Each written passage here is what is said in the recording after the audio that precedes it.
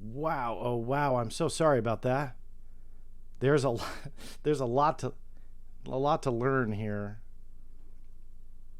So bear with me here. I'm still kind of learning all the live settings, so I apologize. It's really weird. There's a delay from me to YouTube. There's a delay from YouTube to me. And so when I press play or start streaming, it doesn't go on time, and who knows. So here's the thing. Stephen Padilla, thanks, man. I appreciate that. I appreciate you letting me know that you can hear me.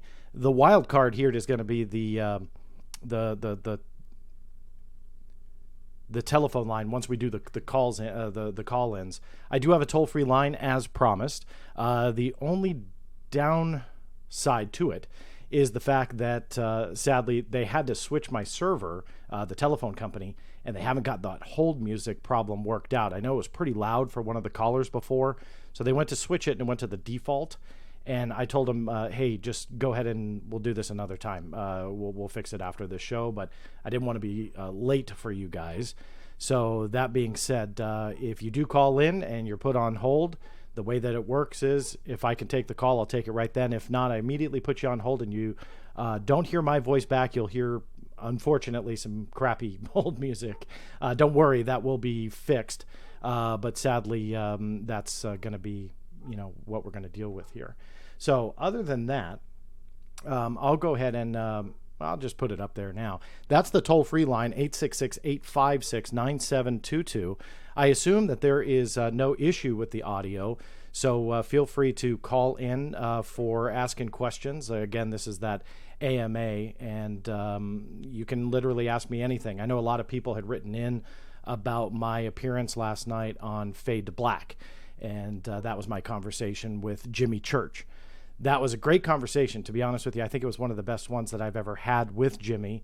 It was all about TTSA. He and I don't agree on everything when it comes to this, but we do agree with some things. So that was our conversation yesterday, and it was something that I was pretty happy with. But of course, with any radio show, you kind of lose time.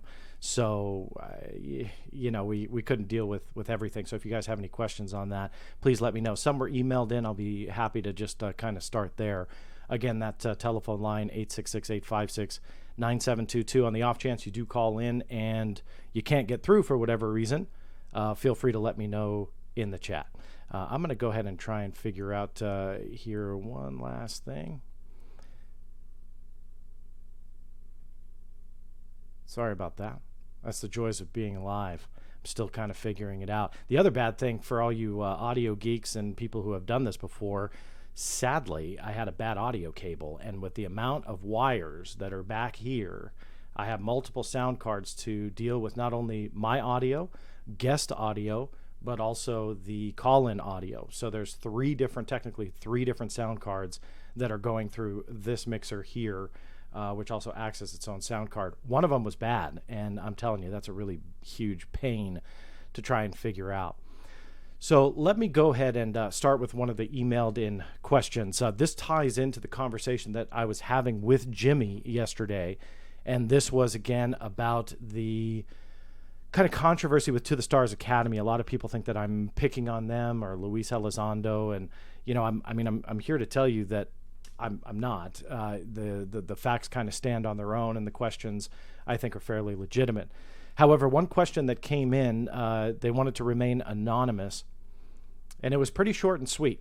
I'll read it from the email. It says, John, so you didn't get back to it on Fade to Black with Jimmy. You went somewhere else. So can you please explain, did you talk to Elizondo or not? So Luis Elizondo. Because let me preface this by saying that a lot of people know that I have said that they will not talk to me, which is true. I tried for a long time to get them to answer certain questions from, I would say about, March, April of 2018, all the way through to pretty much the beginning of this year, maybe late last year. And essentially, I was kind of sloughed off for about 4 months to try and get an interview with Mr. Elizondo.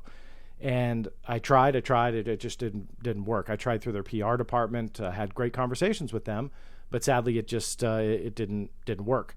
didn't come to fruition. Finally, after 4 months of kind of being sloughed off, I was given the official denial. I've done a lot of interviews. I've been asked about that and denied that he ever talked to me. That was true. That was true up until about February of this year. I worked pretty hard to track down his personal email address, which, as you can imagine, someone like him just doesn't have that, on a Facebook page. And I didn't do it in any nefarious way. I just researched and found his private email and wrote him directly. And I wanted to have him hear from me because he had never heard from me before. And again, that was about February of this year, why I was asking the questions that I was asking, why I was questioning his story, that it wasn't personal, that it wasn't an attack on him. There was no hard feelings that he didn't want to do an interview, but I felt that whomever he chose to do interviews with, I had hoped that he would answer, those tougher questions and discrepancies and so on and so forth. And so to my surprise, he wrote back and didn't address any concern or answer. And we shared some nice emails. Now, why haven't I talked about this? Well, since then, he put me in a difficult spot. After about 6 emails back and forth, I would say roughly, he had essentially asked that if it became known that he and I talked, and again, this was nothing of substance, so nothing I tell you is going to be impressive or dismaying. It was personal and neutral. There was nothing. He actually wanted to meet in person, which I agreed to. But I also had an infant. And so she's about 8-9 months now. But back in February, she was a lot younger, so it was even more difficult to travel. And so it just didn't come to fruition. But in his email to me, and again, I'm not going to read them. They were personal and private. There's nothing in them of, again, context. It was just communication that was pleasant. I have no complaints. This was prior to the Pentagon giving their statement, by the way. So just to give that in a little bit of context. And so he had asked me essentially that if it did get out that he and I were chatting, that, and I'm paraphrasing here, but the people that were essentially fans of his, he didn't use the F word, fans, but essentially people that followed him would think that they sold out talking to somebody like me. Vice versa, people that followed the Black Vault would think that I sold out talking to him. I disagreed. I did not agree with that summation, but I gave him my word. I told him our communications will stay private. There's a reason why I'm talking about it now, so stay with me. So I said, okay, fine. You have my word. This will stay private. Personal cell phones were exchanged. Again, pleasantries were exchanged. Zero complaint from me when it came to that interaction with him. However, fast forward to, because we kind of lost contact, and if I'm to blame for that, fine. I've got a baby, a 5-year-old, an amazing, beautiful wife who works as a what's called a clinical coordinator. She's a nurse at a hospital, so she's a boss essentially at her unit, works long hours. And so to just kind of up and leave and go travel for a couple days, it wasn't going to happen, at least not very quickly. So there was no kind of bad ending. That's just kind of how it ended. Fast forward to an interview that Luis Elizondo was doing on Coast to Coast AM. And on Coast to Coast AM, somebody had brought up, I don't know if it was Mr. Elizondo or George Knapp, about someone talking, not by name, talking about trying to reach out to him and meet or do an interview, and that all was not true. So I thought, well, that's weird, because I was receiving these letters. Admittedly, I didn't listen to it live. And I was receiving these letters, and they said, hey, Elizondo's calling you out on Coast to Coast. And I said, well, no, that can't be me, because it's well documented, not only the private exchanges, but well documented that I tried and, was unable to secure this interview. I even have the receipt because I sent it registered mail. So I sent, I believe, fax, registered mail, and emails, and then sent an open letter, which I also have all the receipts for. So I thought, I defended him. I'm like, nah, he must be talking about somebody else. But in the back of my head, I'm going like, who else is out there really hammering him for answers? Because I want to, I essentially want to know. And so 2 days later, I don't like naming names or pointing fingers, but sadly it was done to me. And Alejandro Rojas on his show says, well, Elizondo won't name names, but I will. It was John Greenewald. And then he proceeded to take credit for putting us together and that I ignored Mr. Elizondo, all of which was a fabricated lie. And so that was incredibly frustrating for me because I've always been honest. And going back to the word that I gave Elizondo, I kept it. Every interview I've done since February of 2019, after he and I talked, when somebody would ask me on the air or doing whatever, interview, radio show, whatever it may be, I would say that he would not officially talk to me. And that is true. He would not talk to me on the record. But I was put in a bad spot. And I was honest with all of you. I was honest with the listeners to whatever show I was on. And I was honest with Mr. Elizondo. Sadly, Alejandro decided to craft a story, then posted it on Twitter that I was ignoring Elizondo, who reached out to me and had some kind of olive branch or whatever, all of which was a fabricated lie. And I don't like the L word. I don't use it a lot, but sadly it was. I have all the proof. I have all the emails, but out of respect for Luis Elizondo and the word that I gave, I mean, I'm not going to publish them, but it's well documented that I reached out. And if this has turned into a lie, fabrication, mudslinging contest, I mean, I'm not interested. I'll still research the information, and I'll still do what I need to do, but I'm not interested in all those fabrications and stuff like that. So that being said, that hopefully will answer the guest's question about the Elizondo thing. I kept it quiet because I gave my word, but I was always honest when I was asked later. He would not answer any of my questions. I did feel it was a little weird that he wanted to meet in person, but other than that, there was really kind of nothing, and there was nothing to report. So that said, that was the Elizondo story. But again, just to drill home, I think it's really sad that this has come to the point of people fabricating stories and literally lying. And I still defend Mr. Elizondo. If he meant me on that Sunday night, that's a shame. I mean, that really shows me the integrity he really has. But I defend him and say I think he was talking about somebody else. The Alejandro thing, I was called out by name, so I'll respond in kind. It was a fabricated lie, so not a problem. I'm looking up into the chat room. Go ahead and feel free to put questions all in caps. There was a couple that were already posted, so I'll go ahead and deal with those. That telephone line is open. I'm kind of surprised nobody's called in just from the last time, so feel free to do that. And if it's not working, please let me know. I'm looking at the chat room to make sure. However, I'll just go ahead and deal with some of the chat room questions. Really quickly, one Coke to go. What is TTS? I'm guessing that ties into Stephen Padilla's question, which I'll get to next. TTS is To the Stars Academy, or To the Stars Academy of Arts and Science. That's the Tom DeLonge company that really is kind of the headline of the day. That is the organization that's really making headlines, and you know that is very controversial in the field right now. But that if you hear me say TTSA or see that in the chat room, that's exactly what that means. Stephen Padilla, do you think TTS could be a CIA covert op? This is a very interesting question, and one that was dealt with in length by Jimmy Church last night. If you did not hear that show, I would definitely listen. Jimmy did a great job breaking down kind of the upper echelon of the organization and their connections with the CIA. And it is amazing. I think he said like 9 of the 12 that he went through all have these ties to the Central Intelligence Agency. So one should deduce that maybe there is that CIA underlying operation going on here. Now, I will say up front, I don't necessarily buy into that. I don't necessarily go into that level of theory behind it. Just simply because that's too much for me. It's quite possible they are, to be blatantly honest with you. But I just don't go there. What I did say last night, and I'll repeat to all of you, is that you essentially can't teach old dogs new tricks.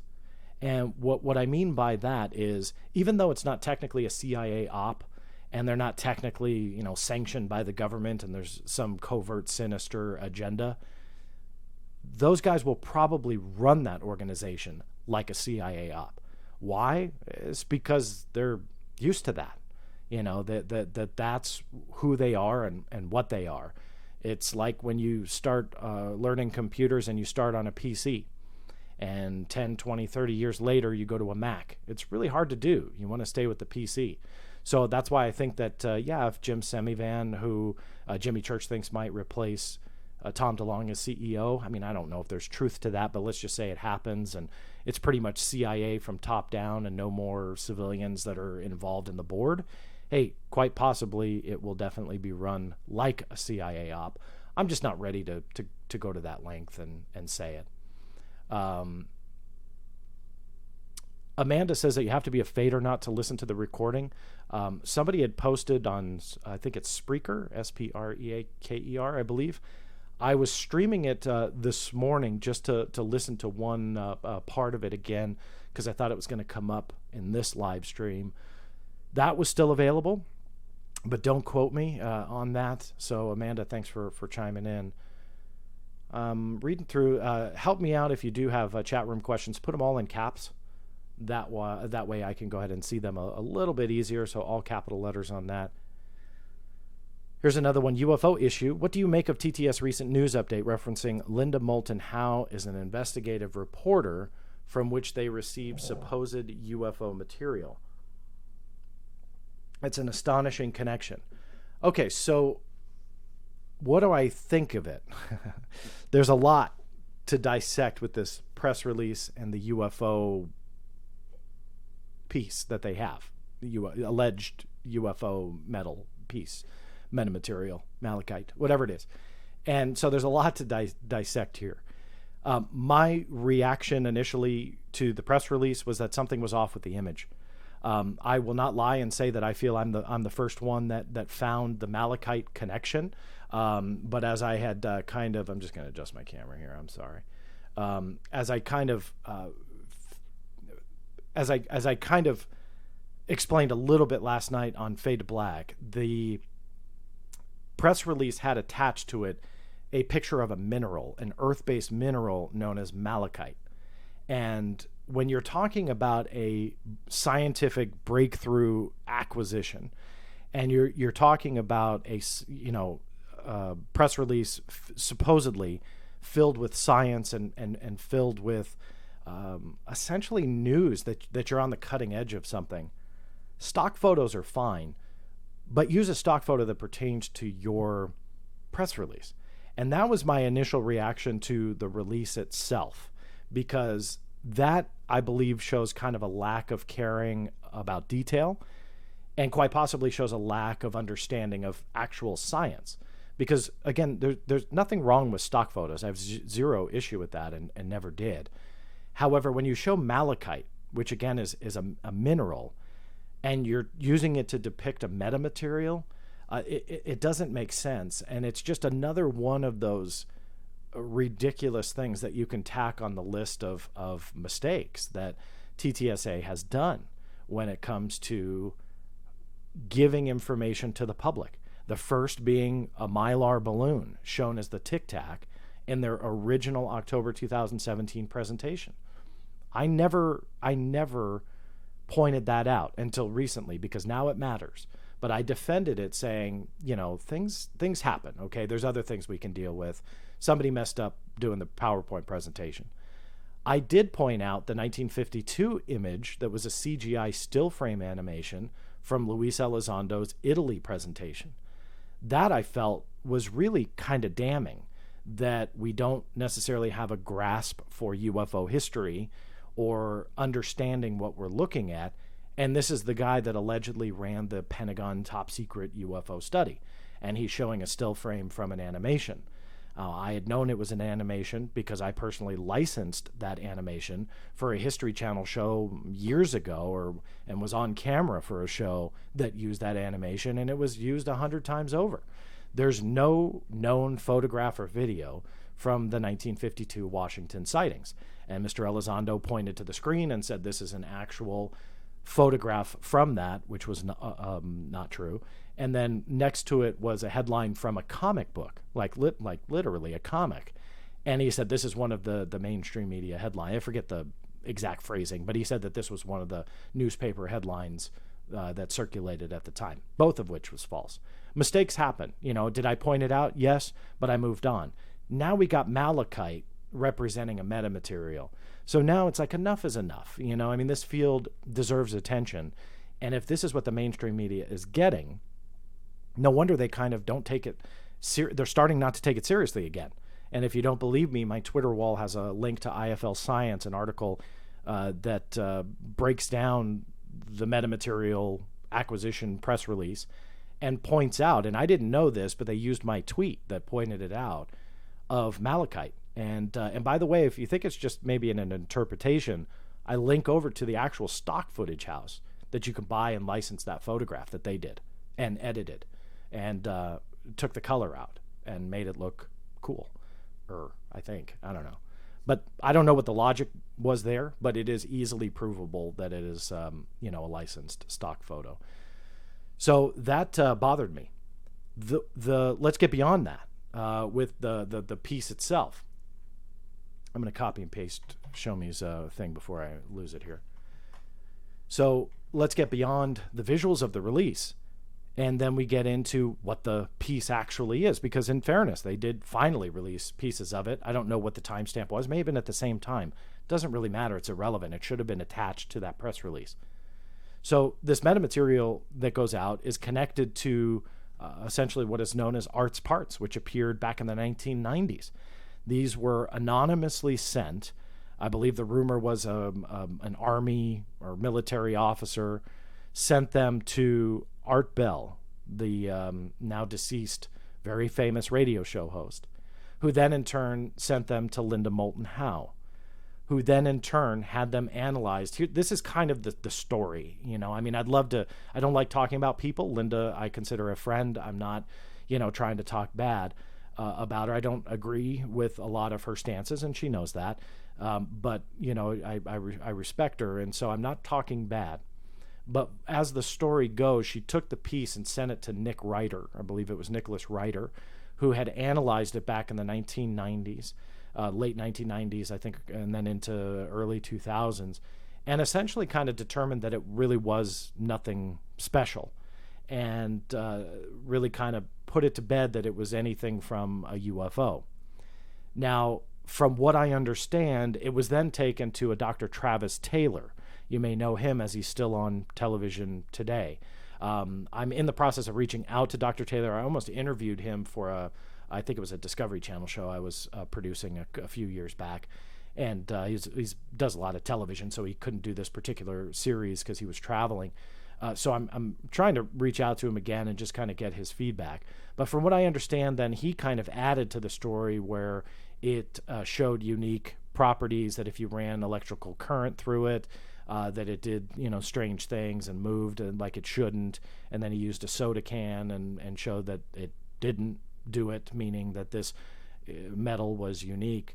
Now, in addition to that, there has been additional information that has come out that maybe Travis Taylor doesn't necessarily think that this is all that bizarre. But I'm trying to confirm it because, again, it's a lot of hearsay and, internet rumors and stuff like that. But that's kind of the overall story behind this.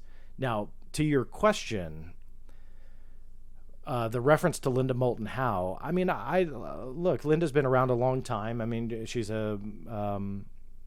somebody who's produced a lot of information, a lot of which has brought controversy around with it. So I'm not going to say anything bad about her connection to this on a personal level. What I will say, though, is that it really surprises me that this is what they have. To the Stars Academy, that with, again, if you believe what To the Stars is saying, Luis Elizondo ran ATIP for 7 years, according to him. Obviously, that's disputed, but we'll get into that later. So for 7 years, he has had access to everything Bigelow Aerospace or Bass had acquired, allegedly, if they got anything through OSAP and potentially ATIP. He would have access to, in 7 years, I would hope, at least one thing that he would be made aware of. Now, granted, he may not have been able to sneak it out, but bear with me here. So he may have been aware of other things out there. So for them, after all of that, and for all of the connections that they have, and all of the people that they talk to, and all of the military secret meetings that were taking place, that the best they can do through round 2 of trying to gain investments is the resurgence of a 1996 UFO piece that has largely been debunked or highly controversial. The chain of custody, if you want to call it that, I'm sure that since 1996 that this has not been kept in a clean room and an environment suitable for proper testing this day and age. I'm not going to pretend to be a scientist. I'm just saying that my guess is it probably hasn't been stored 100% to perfection when it comes to scientific requirements for proper analysis or analyses. This is the best they got. And not only is it the best they got, but they got nothing to tell you yet, and they use a picture of malachite to represent it. That, to me, I think is ridiculous, to be honest with you. I mean, I think that after $1 million raised, they could have done a little bit better. There is a slide of UFO pieces that they have acquired or are working on. However, they're not releasing any context. Now, I've seen the still frame. I know of one of them because I know the gentleman who has it in his possession. It's someone I respect a lot. The man who acquired the piece has passed away, sadly. I knew him as well. Very, very interesting story. And it's one that I profiled 2 times on the History Channel. Once in a documentary that I had produced called Ufo Hunters. It was one of the first documentaries I ever did. Now, not to be confused with Ufo Hunters, the series. Ufo Hunters, the series, was something later on. But Ufo Hunters was a documentary, and I'd profiled the case because I think it's fascinating. And that was one of the pieces on their slide. And do I think it's alien? I'm not going to go there, but at least I'm more acquainted with it. And it's, yes, of course it's controversial. It's a UFO piece. I mean, like, everything is controversial when it comes to UFOs. So the controversy's there, but at least it doesn't quite have the same aura as Art's Parts does from 1996. And so I would think that they would be able to highlight something more reputable like that, or something UFO, the UFO field or field of ufology has ever seen. You'd think that they'd have that, and yet they don't. And that's a shame. It's surprising telling, and it's shame. So let me, you guys got to help me out. You feel free to call in. If you can't, though, I'm not seeing any. I'm actually really surprised because last time I couldn't even get to chat room questions. Show me. Have you seen the Serial Brain segment about the spider beings? I didn't read this when I copy and paste it. Have you seen the Serial Brain segment about the spider beings? And if so, what do you think? Thanks. I'll be honest with you. I have no idea what you mean by that. So I apologize if you want to put another comment and I'll look out for it. But yeah, I'm not sure. Steve, John, did you get the letter and classic photos of Stanton Friedman and Dr. Yes, Steve. And thank you. Steve, I want to call you. I believe you put your telephone number in your message, and I apologize that I have yet to do that. It's been a very crazy couple of weeks. Steve, that was an amazing present. And on, I was actually speechless. I showed my wife what you had sent me, and that was very, very cool. So thank you. And I am going to call you directly. If memory doesn't serve and you didn't put that a telephone number for me, go ahead and email me. Anything on theblackvault.com goes to me, and I'll definitely give you a call because I have some other things I want to tell you. But publicly, I'll say thank you. That was an amazing gift and one that was very unexpected. What about Tom DeLong's link to Podesta? Well, what about it, Amanda? I'm not sure where you're going with that. Obviously, Podesta has a very keen interest in UFOs, ufology. He said that obviously one of his biggest regrets was that he didn't get the UFO information out, but he wanted to definitely do that. And so that there's a lot of people that are surrounding Tom DeLonge that have good intentions. One of the biggest, and hold on from Los Angeles, who's on hold right now. Sorry for that hold music. I know it's god awful. Hold on one second. So with Podesta, though, somebody had brought up, I wish I could credit them because I don't remember who had said it, but they had an excellent point that John Podesta is yet another person that comes out of government who then is no longer really in a position to do anything about UFO disclosure, and then talks openly about wanting to do it or regretting not doing it. Now, did John Podesta try and do something while he was in the government? Yeah, I think so. But it always makes you wonder, like, why didn't you try a little bit harder? Why didn't you come out, do radio interviews or television interviews and push a little bit harder? I think Podesta did on occasion, but honestly, like, you don't really hear about the thirst for them to do something until they're out of government. And I'm probably not phrasing it as good as the comment that I had read, and I wish I knew who said it. I'm not doing it justice. But essentially, again, just to word it a different way, they're in a position to do something, and essentially they don't do it, or there's no evidence that they tried. They come out of government, and all of a sudden they're like, yeah, I really want to do something. I regret not doing it, but I'll try now. And it's like, well, that it's, you know, it doesn't really make sense that they essentially do that. So there could be a reasonable explanation. I'm just saying it was an excellent point, and I think one that we should look at. All right, Los Angeles, I'm sorry to keep you on hold with that god-awful music. Welcome to the show. Hi, John. It's Jim Kerr. Jim, how are you? Pretty good, buddy. How you doing? Oh, I'm doing okay. You know, just live streaming. Oh, yeah. No, I've been watching your show. Oh, good. No, yeah, I'm really impressed with your live stream. It's you know, so far the ones you've done have been great. I appreciate that. You know, on the subject of you know, TTSA, you know, boy, I tell you, you know, like a lot of your followers, I've been following it, you know, since the beginning, and you know, I just got to say, you know, you've gotten a bad shake as far as I'm concerned, you know, as far as, you know, how Elizondo's treated you and you know, some of the other stuff.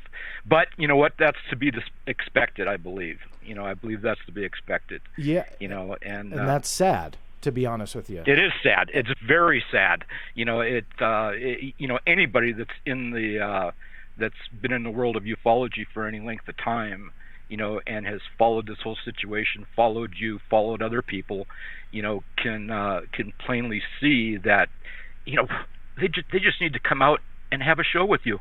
Yeah. That's what they need to do. I mean, you know, clear the air. You know, just clear the air and just get everything out in the open. I wish they would, to be honest with you, Jim. I know. And I'll defend Mr. Elizondo just on one point you made. I don't think that he has done anything to me directly.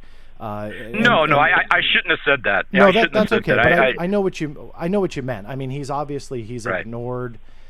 He's ignored the request, and I think that is something that people should ask about and question why he wants to dodge. And it doesn't have to be me. And there's a lot of radio hosts out there that, you know, we could collaborate, or there's a lot of radio hosts out there that should be able to ask the same questions that I can.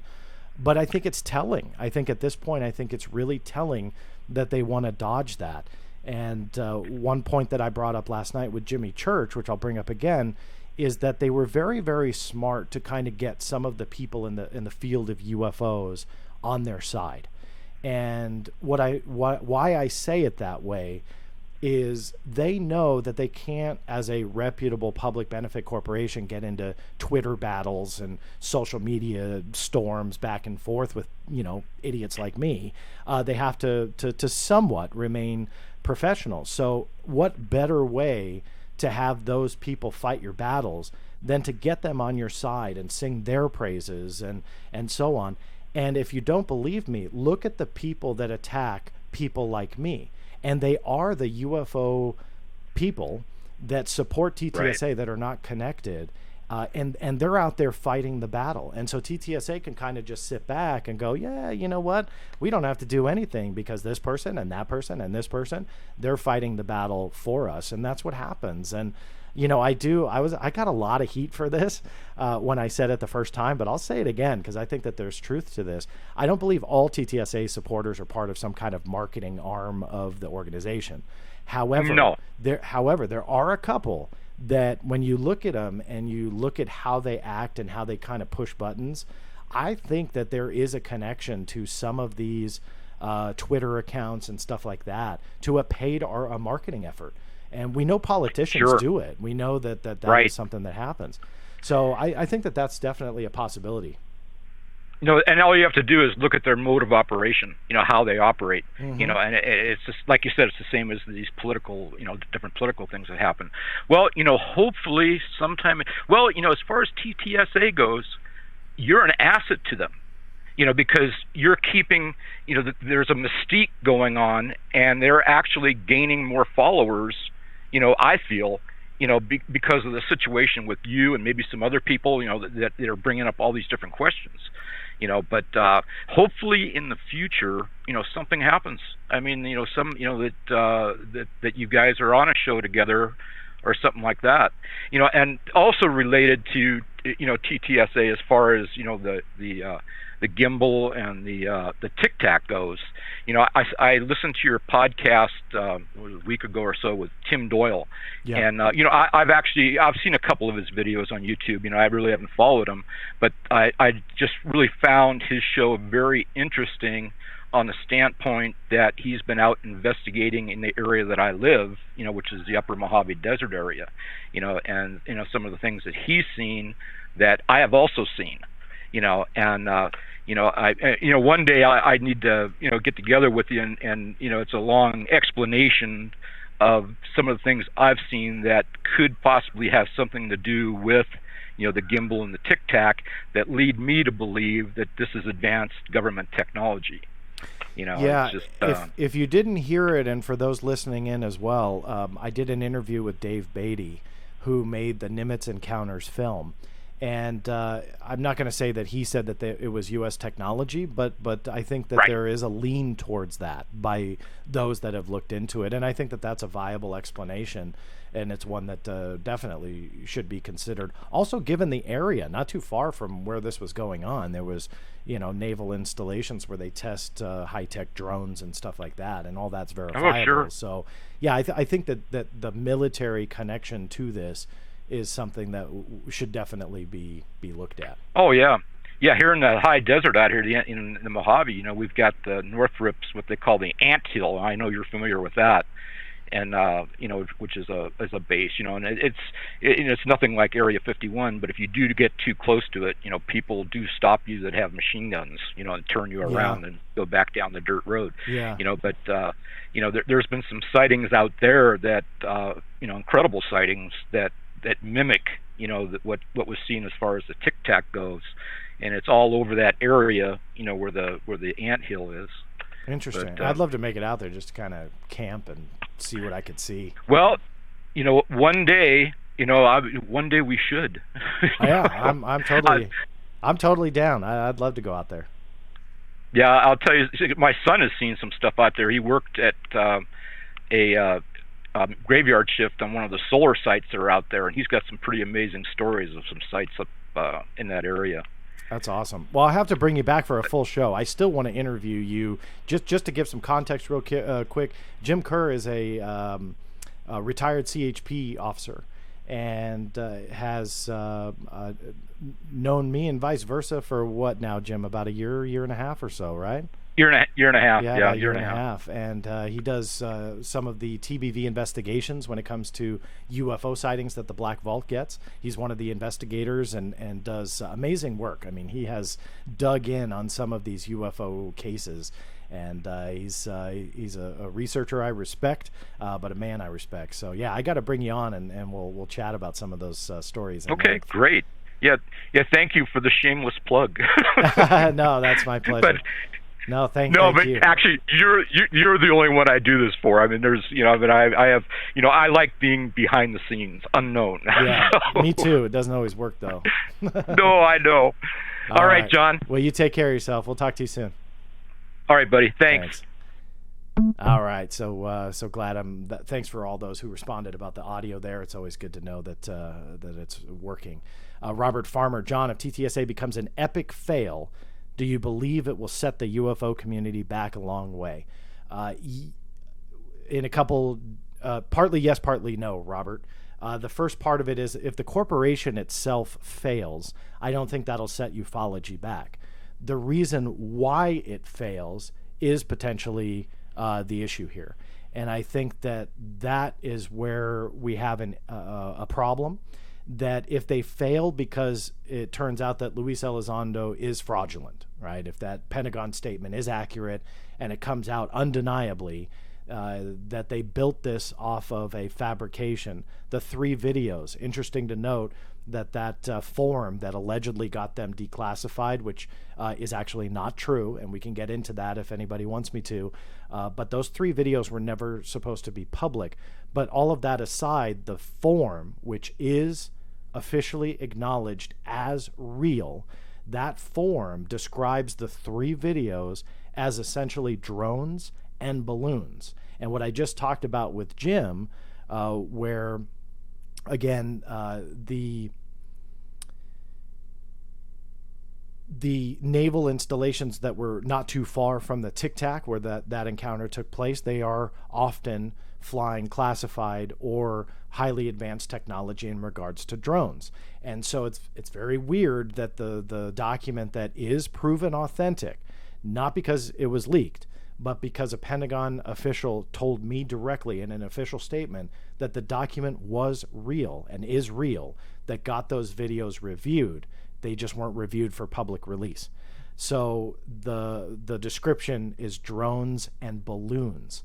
And I think that that's a very telling part of that document that needs to be looked at, that the person who submitted the form to get those 3 videos released, which again is argued. The Pentagon gave me an official statement they were not supposed to be out, which, by the way, if you listening are not aware, they did name To the Stars Academy and the New York Times by name in the official statement. So it's not like there's any semantics here, any reading into between the lines. They literally called out both of those outfits. So those videos were never supposed to be out. But regardless, whomever submitted the form either is misrepresenting them to you and I, and they're lying, or they misrepresented them to the agency that reviewed them, which is DOPSR. And I would think that there's repercussions if you decide to start fabricating on a form. On top of that, the form submitter said that they were not going to release the information to the public. It was supposed to be used for United States government use only. And yet, whomever leaked them out of the Pentagon or took them out or whatever did not adhere to the standard protocol. So that's definitely problematic.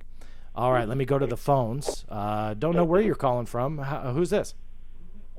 Hello, this is Steve Padilla. Hey, Stephen Padilla, how are you? I'm doing good, buddy, and keep up the fight. I'll try. Yeah. What can I do for you? Well, this is what I have a quick comment with a question. Okay, we know that the documents prove that we have a UFO phenomena going on. The military states that in these documents, but yet they would deny that UFOs are real. We have Representative Walker submitting the files regarding the Navy. What are these things that are flying there that they think it's Russia, it's China? Now, common sense. I mean, I see video. I've been collecting UFO footage for 25 years, and I have a lot of footage, and especially the ones that they released, the gimbal and them, and the one from Puerto Rico some years back. Yeah. Most UFO researchers will state, yes, they believe this UFO phenomenon is real, but they hesitate to say they're extraterrestrial or they're from outer space. Now, we have not the technology, I think, to do what these things are doing up in the sky that have been documented over 30, 40 years in documents. The Iran documents that you received, one of the best UFO cases are documented. why researchers hesitate to say yes? I believe some of these UFOs are probes that come down here that are looking at us and then they take off. I think some are spacecrafts that are caught on video. We have thousands of video, and you mean to tell me that not one of them is a real UFO, is a real spaceship? I don't buy that. So you're talking about why does who hesitate? You say the government? UFO researchers. Well, the government will deny it, but UFO researchers, Richard Dolan hesitates to say that he says these UFOs are real, it's a real phenomena, but UFO researchers will hesitate to say they're extraterrestrial. I see. Okay. They're from outer space. Yeah. Well, I fit in that category, Stephen, simply because I believe that the phenomena is real. I say this 1,000 times. I use the plural version of phenomena because I think there's multiple facets to what it is. But I'm not ready to say it's alien. I lean towards it, but I'm not ready. And here's why. The reason is I can't prove that to you. I have a gut feeling, and I can use logic and reasoning and look at the documents. I wrote a lot about it in one of the last chapters of I'm doing a shameless plug, but my book that released in April, the last chapter deals specifically with that. Like, how can you define the UFO phenomena? And I feel that I put up a rather strong case that skeptics and their responses using the government documents, skeptics and their responses can largely be put to rest with the evidence at hand. And the extraterrestrial connection is really ultimately the only one that makes sense. But here's the issue. I can't prove it to you. I can't prove extraterrestrial life, and I can't prove alien technology, and I can't prove that UFOs are aliens. Now, that's okay. I got no problem, Stephen, if you are ready to say, hey, they're alien, that's great. But everybody, in my opinion, everybody has a different way of approaching the topic. And researchers, myself included, I'll admit it, we have to be a little bit careful that if we start saying it's aliens, well, there's nothing I can do to prove it. What I do personally, and I only speak for myself here, is that I will only talk about what I can prove to you. People get mad at me for some things that I'll bring up, but you know what? There's evidence behind what I say. And when called out, I'm happy to show the documents if I'm not holding them up already. So to your question again about the extraterrestrial thing, it's just hard for some researchers to go there because we don't have that undeniable proof yet. And I think that's where the hesitation lies. But then you have some researchers that will state that it's extraterrestrial. Stanton Freeman and Linda Moulton Howe will tell you straight out that it's extraterrestrial. Mm-hmm. So you do have some researchers that just will come out and say it and, back the word up that that's what they believe, and they're not afraid to say it. And, and so there's some that do. And so it's a iffy, kind of like you said. You need the proof. You need to see that spaceship land. You need to see the alien come out of it. You need that kind of proof, I guess, for them to really to have it, and, there to say yes. I think, I think that some researchers are willing to take that risk because they are confident, and that's okay too. I think that some people will take that leap based on where they're at. And I'll give you kind of a prime example to put this into perspective of where I'm at. And one of the things that I wrote in that book, which I often repeat, is that this information, for me, the information that I give you, may not give you the smoking gun, but it'll give you a box of bullets when you find it. And the reason why I say that is the smoking gun, the proof, that evidence that will allow you to say UFOs are aliens is different for everyone. Some people just need to talk to somebody else that has a cool story, and they're convinced. Other people are convinced by documents. They read between the lines, and they go, hey, this is potentially evidence of aliens, so I'm convinced. Others are convinced by leaked documents with no provenance. Others may be convinced by a picture of malachite on a press release, who knows? But my point is that smoking gun is different for everyone. And that's going to be true with the top researchers in the field. Some will say it's aliens. Others will say the evidence is not there. I fit in the latter category. I'm not ready to say the alien presence is here because the evidence is not there, but I definitely entertain the possibility. Absolutely. And you know what I noticed since the past 40 years, 60s to 70s, back in them days, you had just a few UFO documentaries that would come on TV. You had a few books that would come out. And now, 2019, I have seen the growth of ufology, of the people grow in the interest of UFOs tremendously. And I think what's happening, what I see, is that I think the people are getting into a higher consciousness and opening up their minds to the possibility of what is out there and what is happening. And you could see that with the conferences, the Alien Con, all these people that are just gathering together are really questioning, and I think we're getting more believers. I mean, there was a poll back in the 60s, 70s. Half of Americans believe that, UFOs are real, but, now it's probably, I think, more percentage. So I think we're headed in the right direction. I've heard researchers, one researcher that sticks in my mind that said that the people are going to bring out the truth. Yeah. It's not going to be a government. It's not, the people are going to make the truth happen and get to the bottom of it. And maybe that will happen. And with your work, maybe one of these days, you will get something documented or get something to break the ice. Because it could be a document. It could be a leak from some kind of whistleblower. It could be also, I think, a possibility that these UFOs make themselves seen when they want to be seen. And we've had sightings at the Chicago airport where they were over the airport. We've had these sightings where they're going to make a sighting one day where it's going to be undisputed proof.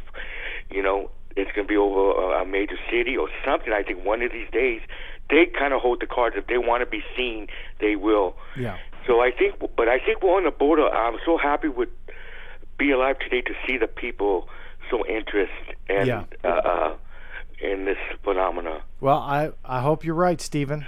Time will tell. But I appreciate you calling in. And all right. Yeah. Thanks again. I look forward to talking to you again. You take care, John. Thank Bye-bye. you. You too. All right. So thanks, Stephen. He brings up excellent points. I think there is a shift with the people.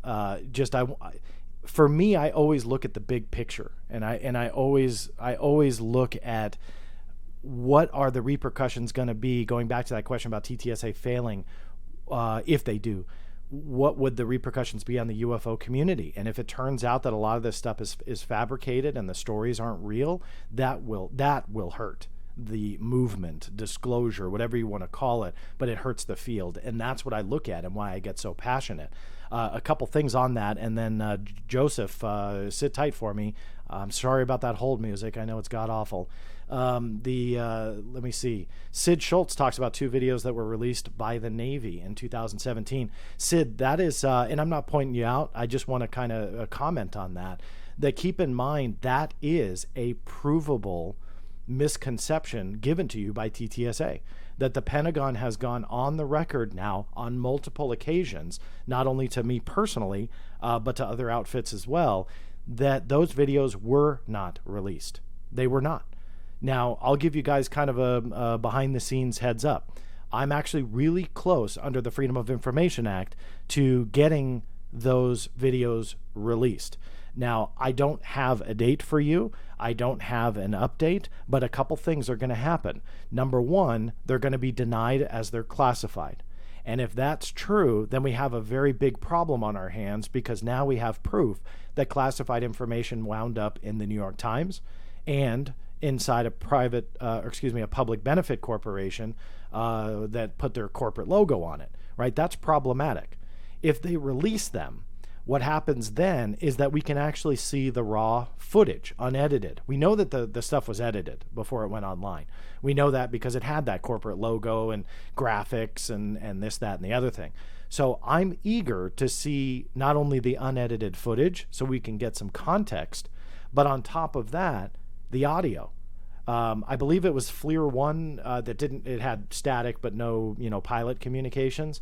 I know there's rumors that one of the pilots came forward. Maybe they did, and that's irrefutable. I'm not sure at what stage we're at. But quite frankly, I'm not concerned about it, other than I want the videos released on an official level, because that will speak volumes to what we're looking at. And again, I drive that point to the United States government, to whomever filled out that form, which I was led to believe was Mr. Luis Elizondo, but I'm not really sure, put drones and balloons on those videos. And I think that that's definitely problematic.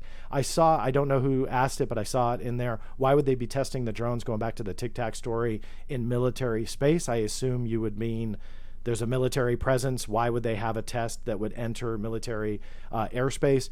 To me, that's simple. It's provable that they've done it in the past. It's to see what their technology can do, what technology can handle, what it's capable of, what pilots can do, this, that, and the other thing. And a lot of times it's without their knowledge. You may not agree with that tactic, but it is something that they do. So that doesn't surprise me at all.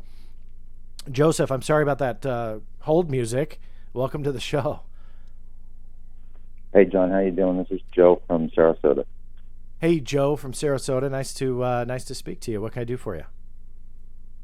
I hope you don't mind. I'd like to stay on the Tic Tac for a minute. Sure. I have to say, I agree with you. There's a lot of fishy stuff surrounding who is using the Tic Tac incident and for what purposes. I fully agree with you.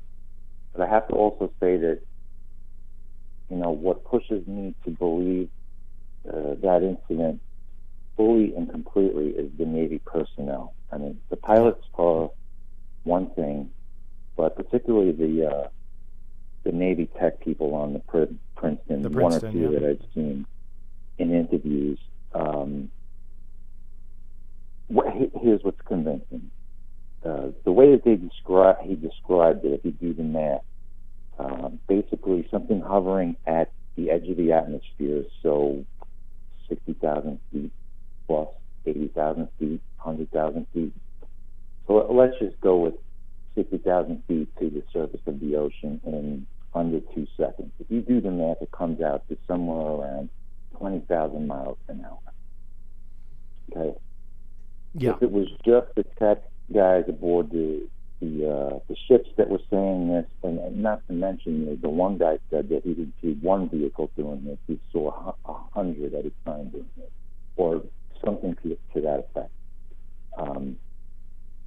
The interesting thing about the dropping from, however, I've heard, various guys have said various different things, from 20,000 feet to ocean surface. Other guys have said from the border of the edge of the atmosphere to the surface. However you calculate it, the speed is utterly ridiculous. It's at least 10,000 miles an hour, probably upwards of 20,000 miles an hour. And here's the thing that I think a lot of people miss, is that you're not talking about starting from zero and working your way up to 10,000 miles an hour. You're talking about starting at zero and going to 10,000 miles an hour plus immediately, and then stopping at zero. Yeah. Without any decrease. There's no arcs here. You're doing zero, high in the atmosphere, you're doing zero. You're jumping at 10,000 miles an hour. You're going to the ocean level, and you're stopping on a dime after a split second before that, being at 10,000 miles an hour. Yeah. It comes down to whether or not you believe these guys that they saw what they saw. I really just do take their word for it, and based on the characteristics of what they're saying, I have to say, and it's a big if, of course, but if what they're reporting that they saw is true, I do not see it being man-made in any way, shape, or form.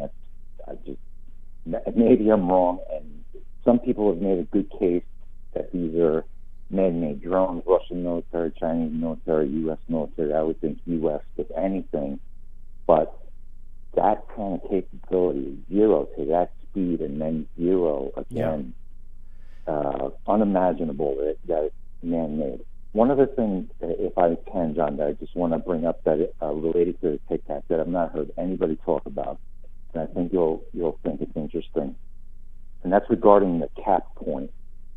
Yeah. Now, when when UFO pundits, talking heads have talked about the possibility that the Tic Tac is a drone and that it's some kind of black project, man-made, U.S.-made, I don't buy that. At least I don't buy the possibility that it is some kind of a black ops test. And I'll explain it this way. I don't see why you would be, first of all, many people have said this, I don't see why you would be testing these vehicles in the middle of a Navy flotilla. But more to the point is I don't see testing the physical capabilities of a craft like this, whether it's manned or unmanned, almost certainly unmanned if it is man-made. I don't see testing the physical capabilities of a craft like this, and also at the same time giving that craft or the people controlling that craft the decryption technology that would be required for that device, that machine, to reach the cap point long before the pilot Fravor was able to reach it. If you follow where I'm coming from. Yeah. Point being that if this is really man-made, this has to be something that's fully operational. I mean, to have not only the physical capability and the physical characteristics, but to also have the decryption technology, which, let's face it, you're talking about serious national security issues if the Chinese or the Russians had that kind of decryption capability. So, I mean, I'm nearly convinced it's not man-made, but I have to say, if it is man-made, I don't see how you could conclude that it's a test. I'll let you repeat and take your answer off the line. Thanks, John. I appreciate that. Yeah, and thank you for your call. No, there's nothing really that I disagree with there. The testimony from military pilots and officers and ship men and women on boat decks and stuff like that, all of that, no matter what incident you're talking about, I feel does speak volumes. But it again comes down to, what do you need for that smoking gun? Are there explanations that could potentially play a role here? I mean, all of the military people, from the Princeton to the Nimitz that have come forward, there are contradictions there. Now, does that go against their honesty? No, of course not. But that just makes it very difficult to try and figure out what's going on. You also have instrumentation that potentially could have been giving false readings. At the end of the day, all we have to analyze right now is the testimony, which is very, very valuable, and the video from the FLIR video. But that's it. And so, I'm not saying that that's going to dismiss the case. All I'm saying is there are potential explanations that could address some of the bigger testimonials. I'm not going to pretend to say I have those answers, but I believe strongly that it is a case that should be looked into. I believe that there is a strong military presence in the area, in addition to the carrier group that was there, but military presence in the area that paves the way that this could potentially lead into some kind of test of some kind. Again, is that what it is? No, I'm not going to go there. Somebody had said that the pilot himself said that it was something out of this world. Now, Fravor, who I have nothing against, and he's a military officer who fights for America, and I give him a lot of praise for that. So I am not going to speak ill of him. However, we have to keep in mind too that pilots, for the large part, they don't have knowledge of, number one, what's around them, what the military could be potentially doing. But on top of that, they don't have knowledge of everything and everything and anything and everything in the sky. That's not an insult. I mean, fighter pilots are trained in certain areas to identify certain things. But you're not just a 100%, I know every aircraft that has wings, and even those that don't, that flies, and this isn't it. So we have to take that into account. Again, that's not an insult, and it's not meant to be disparaging towards the military men and women who have come forward. It just means that their testimony is very valuable, and it's one piece of the puzzle. And through investigative techniques and objectives, we need to then take that to the next level. And that's where we are. And so I hope we get answers. I really do. But I think that right now there is everything on the table, and I think we do have to deal with quite a bit. So hopefully that answered the question there. This one came in. Remember, all caps for the questions in the chat room. If I missed anything, feel free to paste it again. John had one, John K., talking about, I believe, Linda Moulton, how fake alien pictures. Okay, so the full question. She has had known fake alien pictures behind a firewall asking money. Does this help? John, no, it doesn't. Plain and simple. As much as I don't like talking bad about people, if there's known hoaxes that are behind paywalls and stuff like that, no, I mean, I have a problem with that no matter who it is. Somebody had asked the other day why I had spoken out about someone who had a Patreon page, which I have myself now, and they have a Patreon page, and they put an article on there that was incredibly misleading. And in fact, it was fabrication and spin, to be blatantly honest with you. And I spoke out against that you should not try and fundraise off of lies and fabrication. There's a lot of information out there that's valuable that people should hear about. And I support. I've had a donation button on my site for many years. It's very expensive to run the Black Vault. The Patreon page is relatively new. For anybody who is interested in supporting, my shameless plug, I'm going to be doing videos like this at least once a month for subscribers only, starting in August, which starts tomorrow. I'll still do some public ones, but they won't be as frequent. Again, that's kind of one of the perks and thank yous for helping me support the site. If you're interested, the link is down below in the description, and it's very much appreciated. You're not obligated, obviously, but these types of live streams and stuff like that are going to be for those supporters, and again, as kind of a thank you. Now, all of that said, I have no problem with Patreon pages and people giving perks and benefits, but if I were to tell you that I had a secret video that I was going to show you, a top secret document that no one else saw, and you have to pay to see it, and so you subscribe and you support the Black Vault, and it's some leaked document with no provenance that's a hoax and I made stuff up and fabricated, that's problematic, and that's what I speak out against, and I think that it's bad. So to that question, I think that's definitely problematic to have that behind a firewall, no matter who does it. I don't think it's right.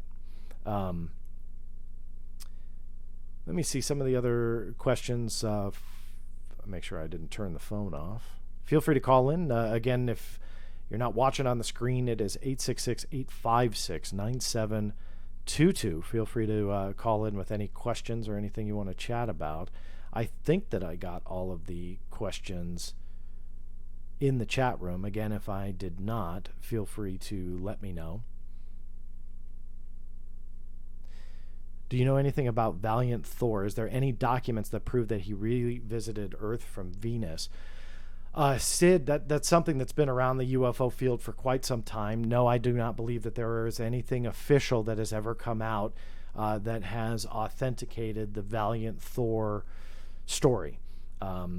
Interesting connection.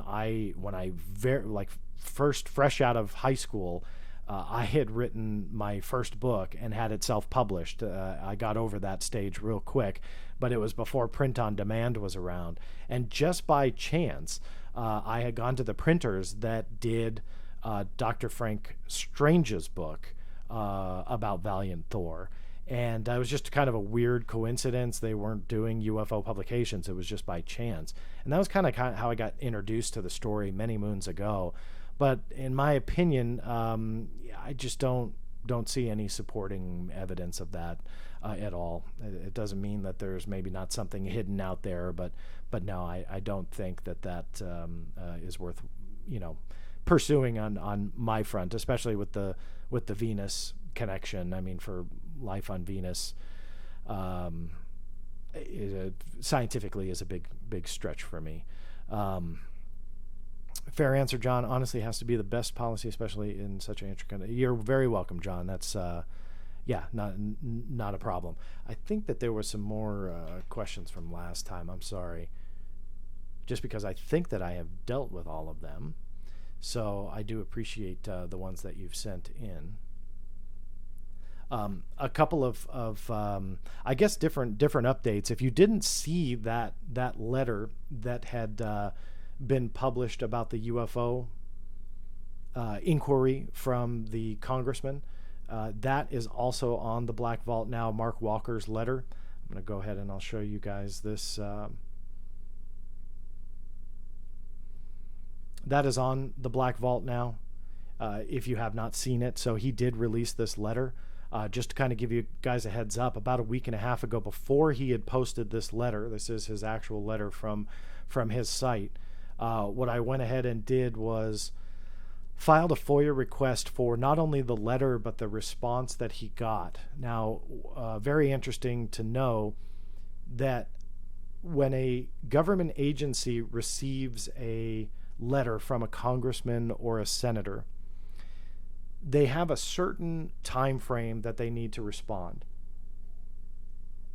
That actually plays into the Senator Harry Reid letter as well, that I'm kind of pursuing that as well, which I can get into. But they have a certain number of days to respond, and literally from the top down, even if the president writes an agency, obviously it's much quicker.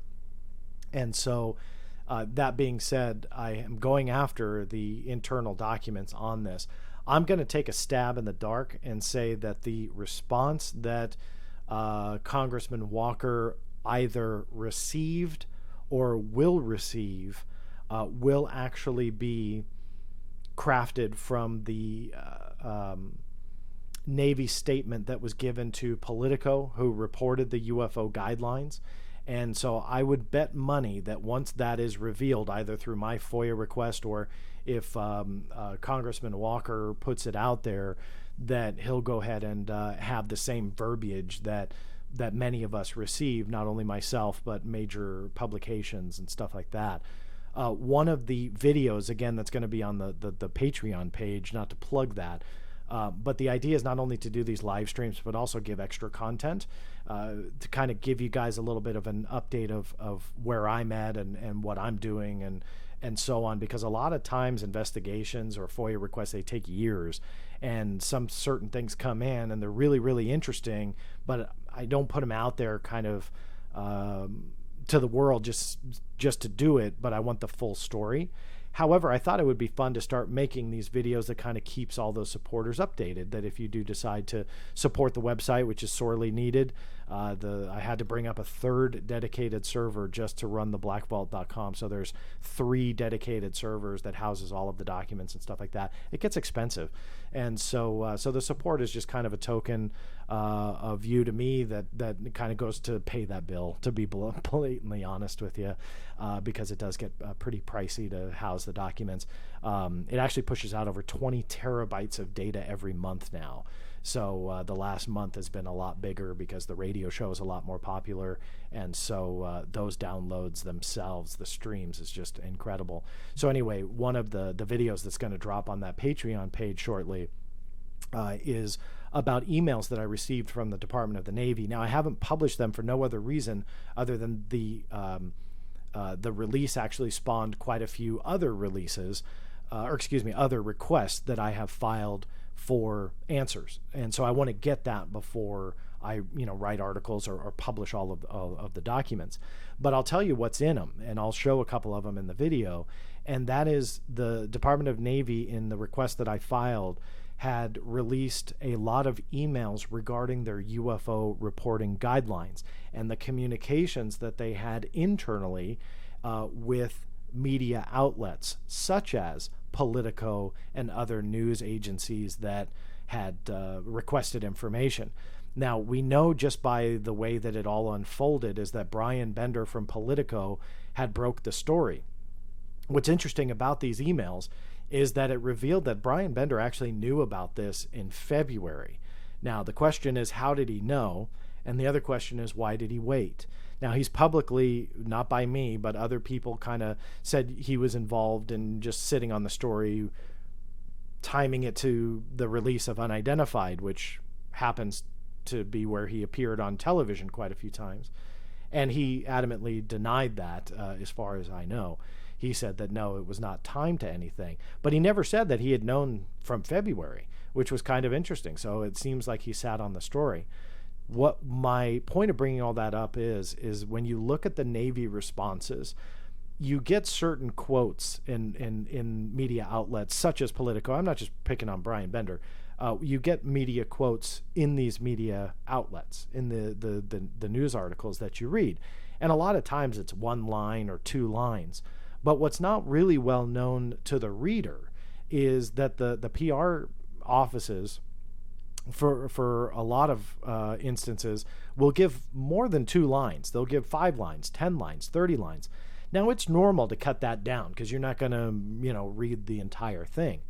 However, what is very telling is how the context was changed by the mainstream media, starting with Politico, about these UFO guidelines and so on and so forth. And really the Navy, and again, I'm not trying to be a skeptic here, but it is very interesting to see what you read in the media and what ultimately makes it to print, so to speak, even though print's dead, but what makes it out there, and compare that to what the Navy actually said. Now, I'm not saying any quotes were fabricated. They weren't. But there were a lot that were omitted, and it really changes the context of the story. And so I think the accuracy is always warranted, especially with this type of topic. And I think somebody said that in the chat room above, where honesty is kind of the best thing we can do, especially with this topic. And so I think that's what we need to adhere to. So that's why the Freedom of Information Act is such an amazing tool, because some people think that when you get into emails and private corporations and this, that, and the other thing, it's all FOIA exempt. To a point, that is true.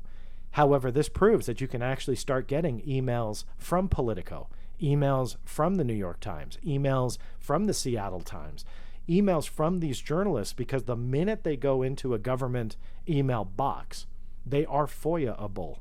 So you can go after them under the Freedom of Information Act. Now, names are often redacted. So I found the original communication from Brian Bender. His name is blacked out, but you can actually deduce that it's him, because in the context of the message, it says, here is a link to my article I published in December of 2017, and it's a link to Brian Bender's article. And so, you can deduce that. Other times you can't really deduce who it is, but oftentimes you will see the publication name. So Mike Smith from New York Times, Mike Smith will be blacked out, but New York Times will not be. And so now all of a sudden, those NewYorkTimes.com or NYTimes.com emails I just received under the Freedom of Information Act. So it's a very interesting thing. So it's true to a point. Same is true with Bigelow Aerospace, by the way, just to tie it into ATIP and OSAP and that whole story, that people think that there is this hidden, trove of information, and because it's all hidden in Bigelow Aerospace.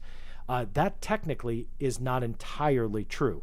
To a point, it will be. There will be internal communications. The contracted team, which it sounds like Hal Puthoff was probably the head of it, those internal communications are definitely not FOIA-able. But the moment somebody is CC'd, right? So if they're CCing somebody on the outside from the DIA or whatever, all of a sudden it's FOIA-able, because it will shoot to the DIA's mail server. Not many people know that or utilize it, but it's a really powerful tool. And you try and look for ways to essentially weed out what necessarily is not a federal record. But the fact that DIA.mi or mail.mil for the Defense Intelligence Agency email server, the minute you CC it to that person, you could potentially get it under FOIA. Doesn't always work. But all of a sudden it does become a record that will ultimately become responsive to your request.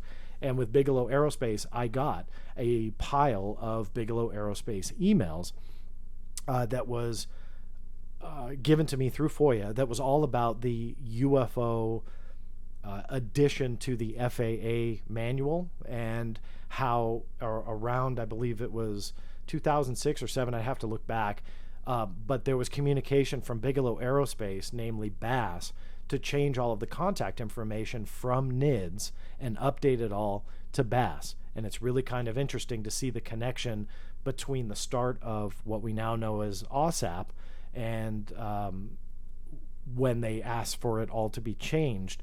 But then what's interesting is around the 2012 timeframe, when ATIP was allegedly canceled, I tracked back all of those emails and stuff from Bigelow, but also the manuals themselves from the FAA. And around 2012, it was updated again, and Bigelow Aerospace / Bass was completely omitted from the manual. So it dropped out. So it was kind of an interesting tie-in to what we know. Now, of course, Mr. Elizondo and company says that ATIP continues even to this day. That's obviously very disputed at this point on an official level, so it depends on who you listen to. But those documents actually support that probably around 2012, any UFO reports that did come in, if it was tied to ATIP, there was no longer an interest, so the FAA took it out. So that was something of interest. What is your opinion of the Puerto Rico video, Russell Neighbors? Now, I assume, I'll put this, I forgot to put this back on. Feel free to call in, anybody who still wants to do it.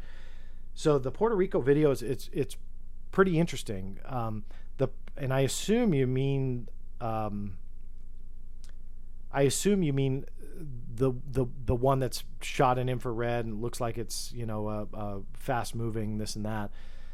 I don't know if it's been 100% debunked, but I think you definitely have correlations to fast moving, objects and videos that we're seeing today that may actually be connected to balloons. I know that sounds bad to say, and that might not be the answer that you're looking for, but I think that's definitely something that has to be considered with these. And when you tie in, I forget which one it was, the gimbal or I'm sorry, the Go Fast video with the object skimming the water, and you have somewhat similarities. Again, I go back to that skeptical explanation, which sometimes makes people mad when you entertain that there may be an earthly explanation. But look at the description on the actual authenticated government document, which we think was filled out by Luis Elizondo to get those videos released. On the description, it said balloons. All right, that's a very interesting and telling thing. I know I've talked about that, but I also know that some people are coming in and out of the live stream here, so you may not have heard that earlier. But that's how these videos were described: drones and balloons. And when you look at the earthly explanations for the Tic Tac, potentially the gimbal and the Go Fast, it coincides exactly with that authenticated form to the T: drones and balloons. Now, I'm not trying to be a debunker here. Please don't get me wrong. But when you entertain those ideas, you have to as a researcher, because you got to rule them out. When you investigate these things, you got to take every possibility and rule it out one by one. And even though that's not fun to think, well, these guys are seeing balloons, they're seeing drones, they're testing things on their own kind, meaning the military to the military. Yes, all of that is absolutely possible. And yet, the logical explanations coincide with that government form to get them released. That, to me, is hurtful to the story. It really is. And I think that if TTSA, going back to this, it's called a DD Form 1910, if I didn't explain that already. That's the form that was filed to get these videos out. If there is truth to the description of the videos on that form, and this is what TTSA touted as a chain of custody document, which, number one, is not right. But number two, if all of that is real, it is no wonder that they did not want that out. And they wouldn't want that out because of the damning information on it. Because you cannot say that one entity, either the public or the federal government, was lied to. One of them was lied to. So which one was it? I'm not sure. The context given to the public that they're UFOs or UAPs, or the context given to the government agency reviewing the videos, and they were called drones and balloons. Some people have argued, well, they just had to put something there. Well, why lie? Why fabricate? Say unknown, glitch in the cameras, something that potentially gives a unknown. But if there was this secretive this program investigating UFOs, and these were determined to be UAPs, whatever acronym they want to use, it really wouldn't have been a far stretch to put that on the form. Why? Well, because it wasn't supposed to be out to the public.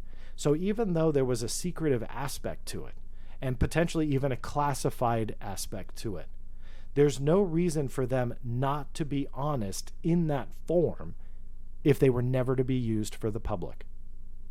So I hope that makes sense, because there's a reason on the DD Form 1910 that you actually are... I'm going to try and pull it up here really quick so I can show you guys.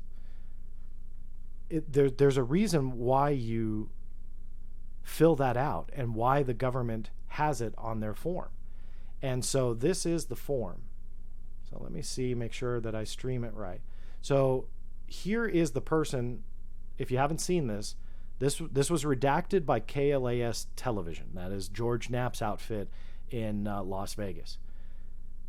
Now, the name was blacked out. I don't know why, because Mr. Elizondo was kind of on the record as spearheading this. So I'm not entirely sure what the reason would be that his name would be redacted, unless there was some shadiness going on and they wanted to shield him from, I guess, criticism like I'm giving. Title would be his title. So my guess is that would probably be his title that was on his resignation letter. As far as I know, but I've never heard from him, he was a GS-15. What that is the highest civilian rank. So why they wouldn't black that out, I'm not really sure, but this obviously was a little bit telling.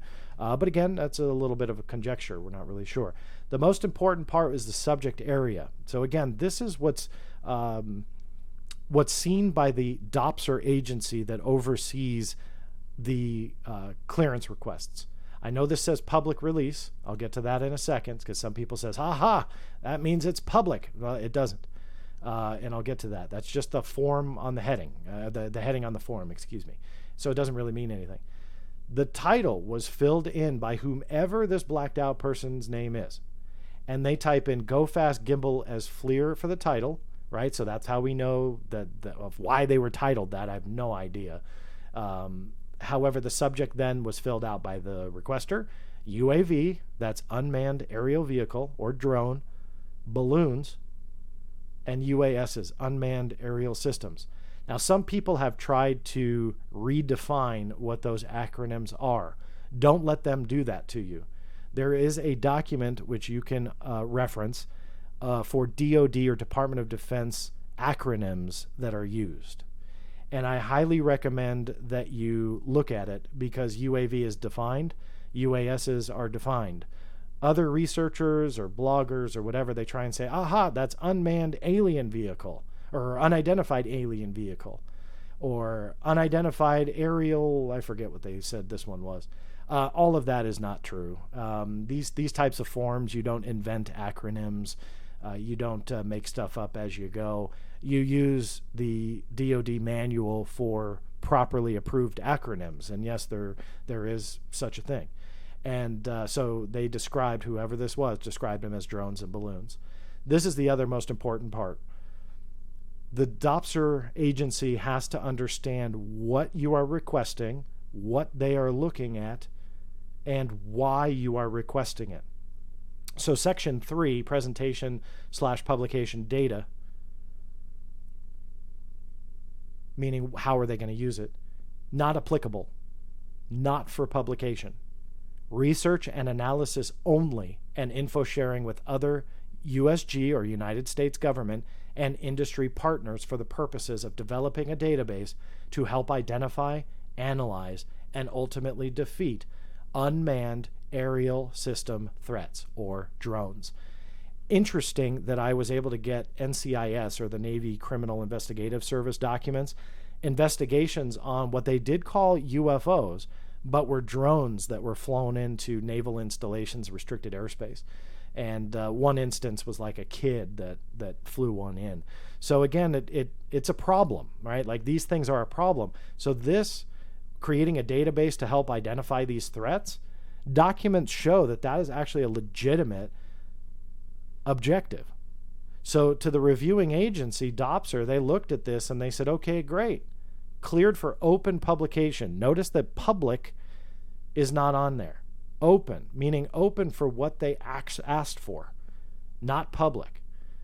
You can ask for public, but you got to put it here. They didn't do that. So I researched it and tried to verify, well, okay, what does this mean? And I pulled up a list of 18 different DD Form 1910s going all the way through 2017, all the way back to 1989, and showed how they utilized these forms and how they described what they were going to use them for. And ironically, the majority of them are not redacted. So nobody was being hidden. So why are they hiding it? There was only one exception, and I think my explanation for that was the agency just decided to. There's no official redaction marking. So generally you would see FOIA redaction codes, B1, B6. B6 would mostly apply. That's the only one that I was able to find that was redacted. Other than that, as you can see here, all of them are fully open. You can see who requested it, why they requested it, where they were going to show it, and ultimately how it was done. And so when it's reported that it was all by the book, that's not necessarily accurate. But regardless, they had to adhere to that section. So I think it's really important to note, because going back to one of the comments that was posted in the chat room, all of what we are being told about these videos is untrue. And no one can disprove the protocol, number one. But number two, getting to the statements here. The statements from the Pentagon, these were given to me. You may not be able to read it, but I'll read it for you. I don't know how well it's coming through on the live stream. I can confirm that the DD Form 1910 you asked about is valid, is a valid DD 1910. The standard procedures for blocks 1 to 7 on the form to be filled out by the submitter before sending to DOPSR. However, occasional exceptions have occurred, meaning the very bottom of it wasn't signed.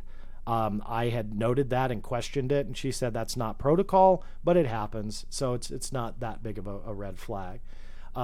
This was the key. The submitter is responsible for any disclaimers on the form as approved, and also abiding by any amendments that may be included. And so again, going back to that form, they needed to abide by this. So whomever filed the form and whomever said that it was not for publication could be in trouble. And I don't think that that's an instantaneous process, but that is just an educated guess.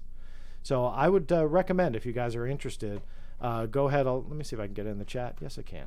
I just posted the link in the chat room if you guys are watching live.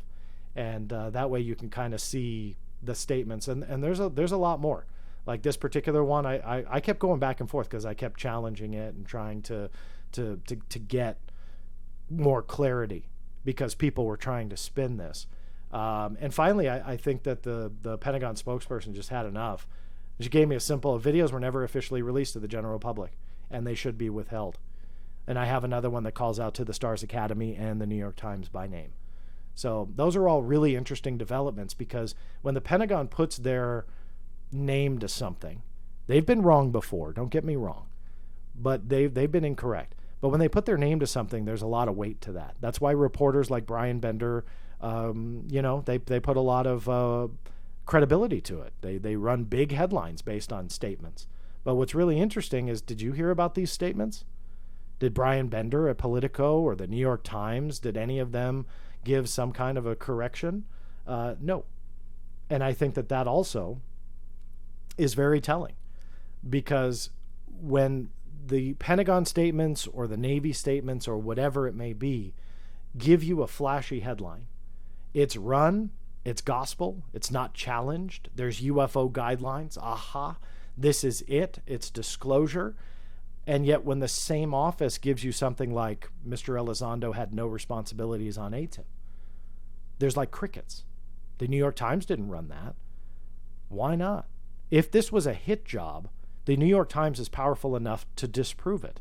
They have a good working relationship with Mr. Elizondo, I think, so you would think that they could disprove it. The videos, not for general public release, that I just showed you all the statements, and there's a lot more. No one has challenged that. No one has put corrections. They still tout them as the DOD released the videos. That is untrue. The DOD says that is not true, and yet no media outlet is taking that into consideration or correcting themselves. Now, that could just, be me picking on them, and that's fine, but I thought we were in this to be accurate, and honest. And if mistakes were made or things weren't vetted properly or they got erroneous information and they didn't realize it, that's why newspapers have corrections that are posted. And yet nobody touches this. And this is not from me. Anybody can go to the Pentagon and get this. There's a lot more people out there that are more important than I am that can go and probably get even more information. And yet people aren't doing it. So that's something that I really harp on the media for, because this is black and white. We are not being told the truth.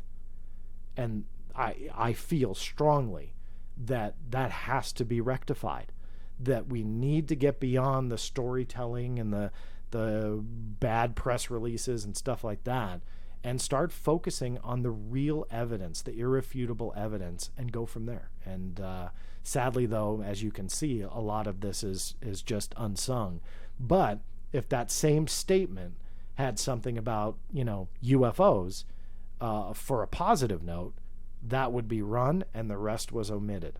So those Navy emails that I had mentioned earlier, wait till you see them.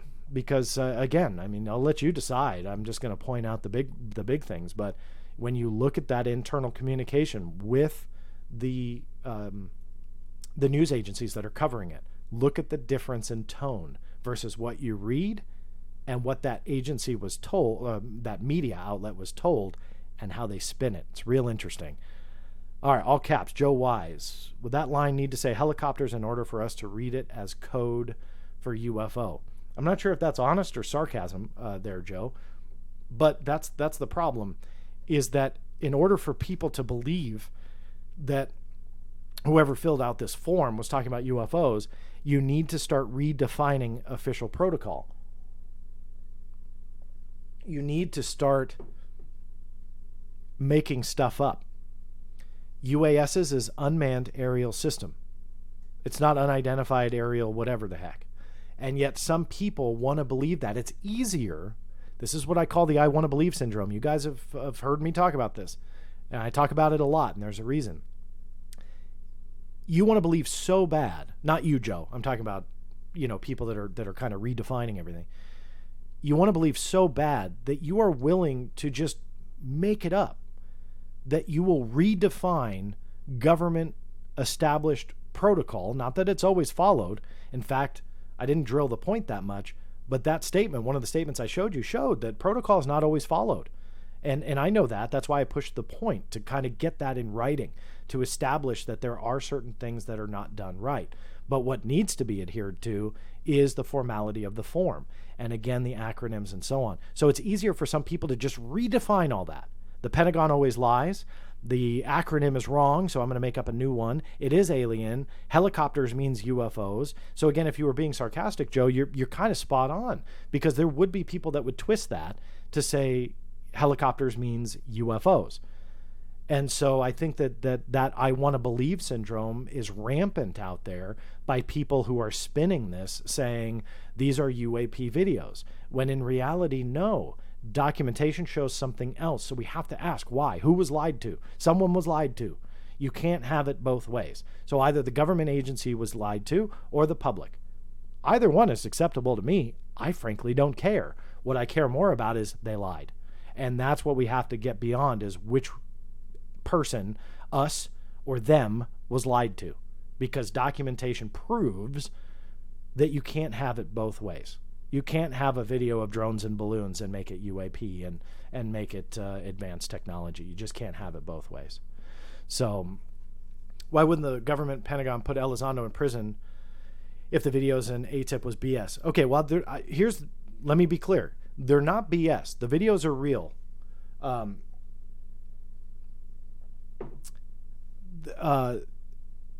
So I think they're real. And why I say that is, let me say why I said it that way. We only know that they are the gimbal, the go fast, and the FLIR because that's what TTSA tells us. We have a form that says gimbal, go fast, and FLIR. This is going to sound real conspiratorial, and I actually don't believe this to be true, but as an investigator, I have to deal with all possibilities. Remember that Freedom of Information Act request that I mentioned a little while ago? If you weren't here, I have an open request for those videos, and I may be very close in getting them.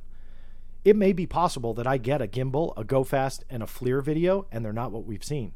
That's a possibility. I won't know until I get them. Do I think that's high on my list as going to happen? No, of course not. But it's a possibility.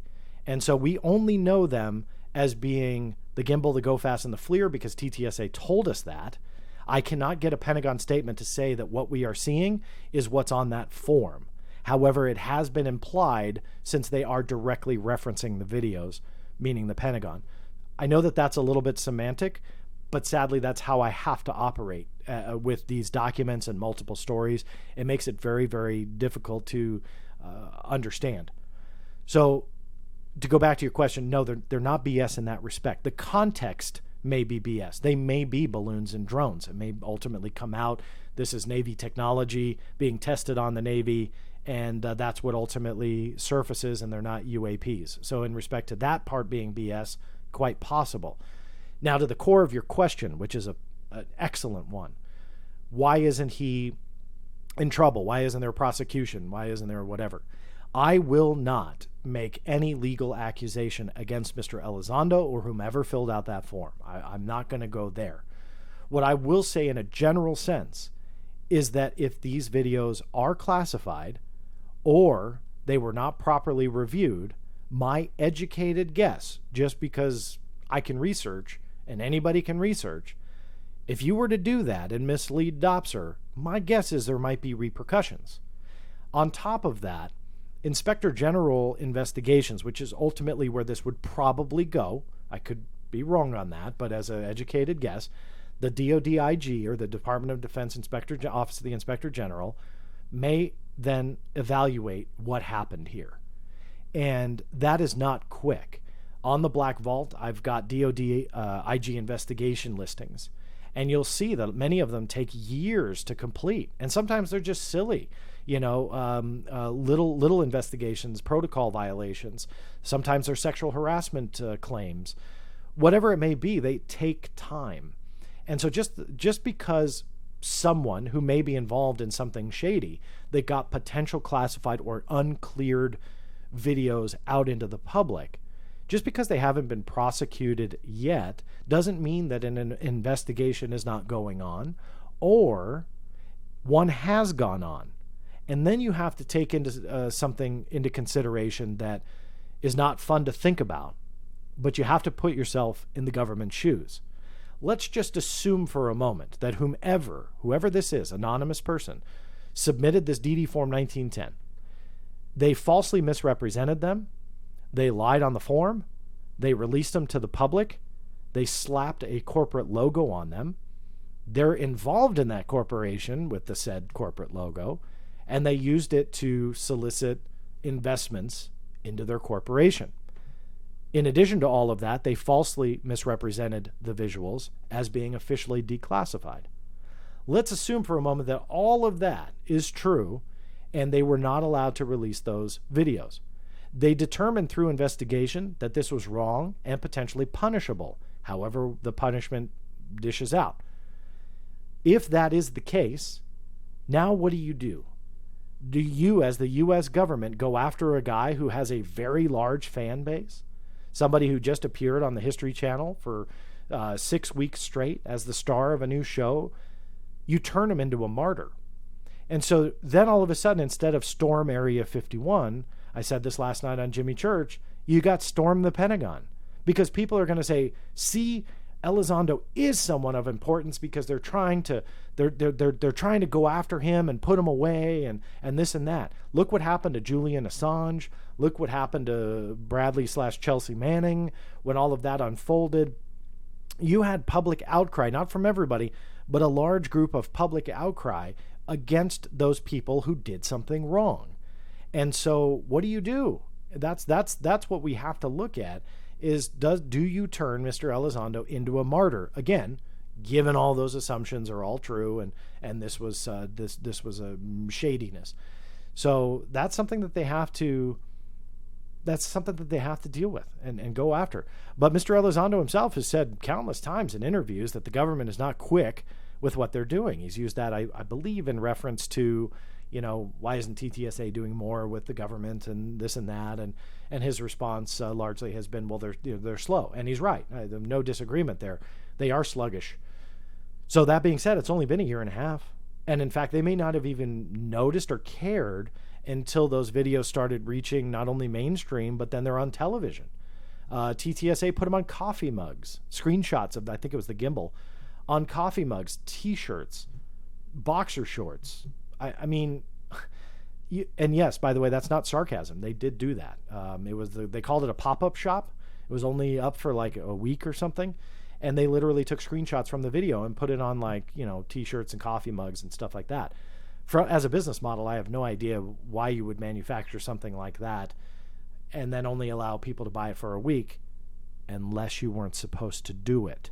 So you have to consider that as well. So there's a lot of signs and pieces of evidence here that kind of go against it. So back to your question, I know I get long-winded and get off on sidetracks and stuff, but to go back to your question, we don't know if they're not investigating. We don't know if there's not going to be a punishable action taken, or they're going to just say, you know what? Yeah, they weren't cleared for public release, but they're drones and videos, and if they want to go out there, or drones and balloons, and if they want to go out there and tout them as UFOs, that's First Amendment. So we can't really do anything about that, and they'll let it go. That's a possibility too. There's a lot on the table here. So, we'll see how it ultimately ends up. I think, I'm a little past the time. I don't mind sticking around for a few more minutes if anybody has any questions or wants to call. I keep forgetting. I'll put this up for another second or so. If you guys want to call in, feel free. Now's the time. I'm going to start rounding this up because I've got a couple things to do. Repercussions are for someone who is not protected. I assume you mean by that that he may be protected, that there may be an underlying issue here, agenda, I should say. And that kind of goes back to the beginning, and I'll talk about this really quickly before we end up here, or end the live stream. But when it goes into the Stars Academy and being a CIA op, which I don't believe, there is a growing theory that maybe not necessarily a CIA op, but on a smaller scale, or maybe through DOD or whomever it might be, is to potentially muck up the waters for the UFO field. Because think about this for a second. If, again, those assumptions are true and Mr. Elizondo is fabricating a story and a lot of this stuff falls apart and TTSA goes away and this and that, look at those strong military witnesses that have come forward. Will they get egg on their face as well? This isn't their failure. This isn't their fight. This isn't their doing. They are honest, coming forward with experiences that they've had. And yet they are now connected, whether they like it or not, to the TTSA movement and these videos and so on. If that happens, that credibility is going to go down. And I don't necessarily buy into that theory, but in my opinion, just kind of paying attention and seeing people on social media, that is gaining traction. That TTSA has this kind of underlying agenda. What the root of it is, I'm not going to pretend to say, but the underlying agenda is to just mess it all up and to discredit in the process and to take videos and misrepresent them. Because look at all of this stuff piling up, with the Pentagon saying Elizondo, no responsibilities. The videos that we saw that were UFOs, no, actually they are labeled as drones and UAVs. They're publicly released. Well, actually, no, they're kind of not. Hey, this is the 1952 Washington sighting. No, that's a still frame from a CGI. Hey, look, this is like a Tic Tac. No, it's a number 1 Mylar balloon. All of that is not sarcasm. All of that actually happened. And so all of this stuff is piling up. So you can't help but think, like, is there an agenda here? Like, are you trying to make this look bad? Are you trying to make ufology to be a joke? And that IFLscience.com article is a prime example that you did have this large movement of positive coverage of the UFO topic. That is starting to turn. And mark my words, again, this is an educated guess, but in the coming weeks and months, I would probably venture to guess that you will see more scathing headlines from major media outlets that are starting to lose interest and lose faith. They'll get the clicks because it may be a flashy UFO headline, but then the core of the story is, yeah, we made a big deal out of this 2 years ago, but it's amounting to absolutely nothing, and it's a fundraising money grab, you name it, whatever. I think we're going to see more of that unless something changes, and I hope it does. The field, like I said on Twitter and social networking, deserves better. So that's what I would love. Maxwell Free, switching gears. Good, I love that. Switching gears, since this is an AMA, have you seen anything concerning Fukushima come through the Foia pipeline? No, to be honest with you, I haven't. Truth be told, I haven't. I'll have to look. I don't think I've filed any requests on that, but that would be an interesting angle. If you could write me an email, that'd be great. Any contact form on theblackvault.com will go directly to me. So, yeah, that would be fine. Let me see. I don't mind if you've asked questions before. Somebody said all caps. If you could copy and paste that again in all caps, that would be very, very helpful. Because I'm not sure. Please see above. I'm not sure where we're going. Astronomy. Jim. Another possibility: the government is behind or sponsoring TTSA to cover top secret technology. Another reason TTSA won't talk to you. It's possible. The deterrent, and this is an interesting angle, if I understand your comment correctly, Jim, is that if this is government technology and they're released, I'm gonna struggle on making that connection. Because I was going to try and say, like, maybe it's possible that they're releasing these videos and just giving this false narrative behind them to make people look the other direction instead of looking for that top secret Navy tech or that top secret military technology. That's possible. Maybe not necessarily in these instances, but yeah, I mean, that disinformation campaign to derail people from looking at certain things.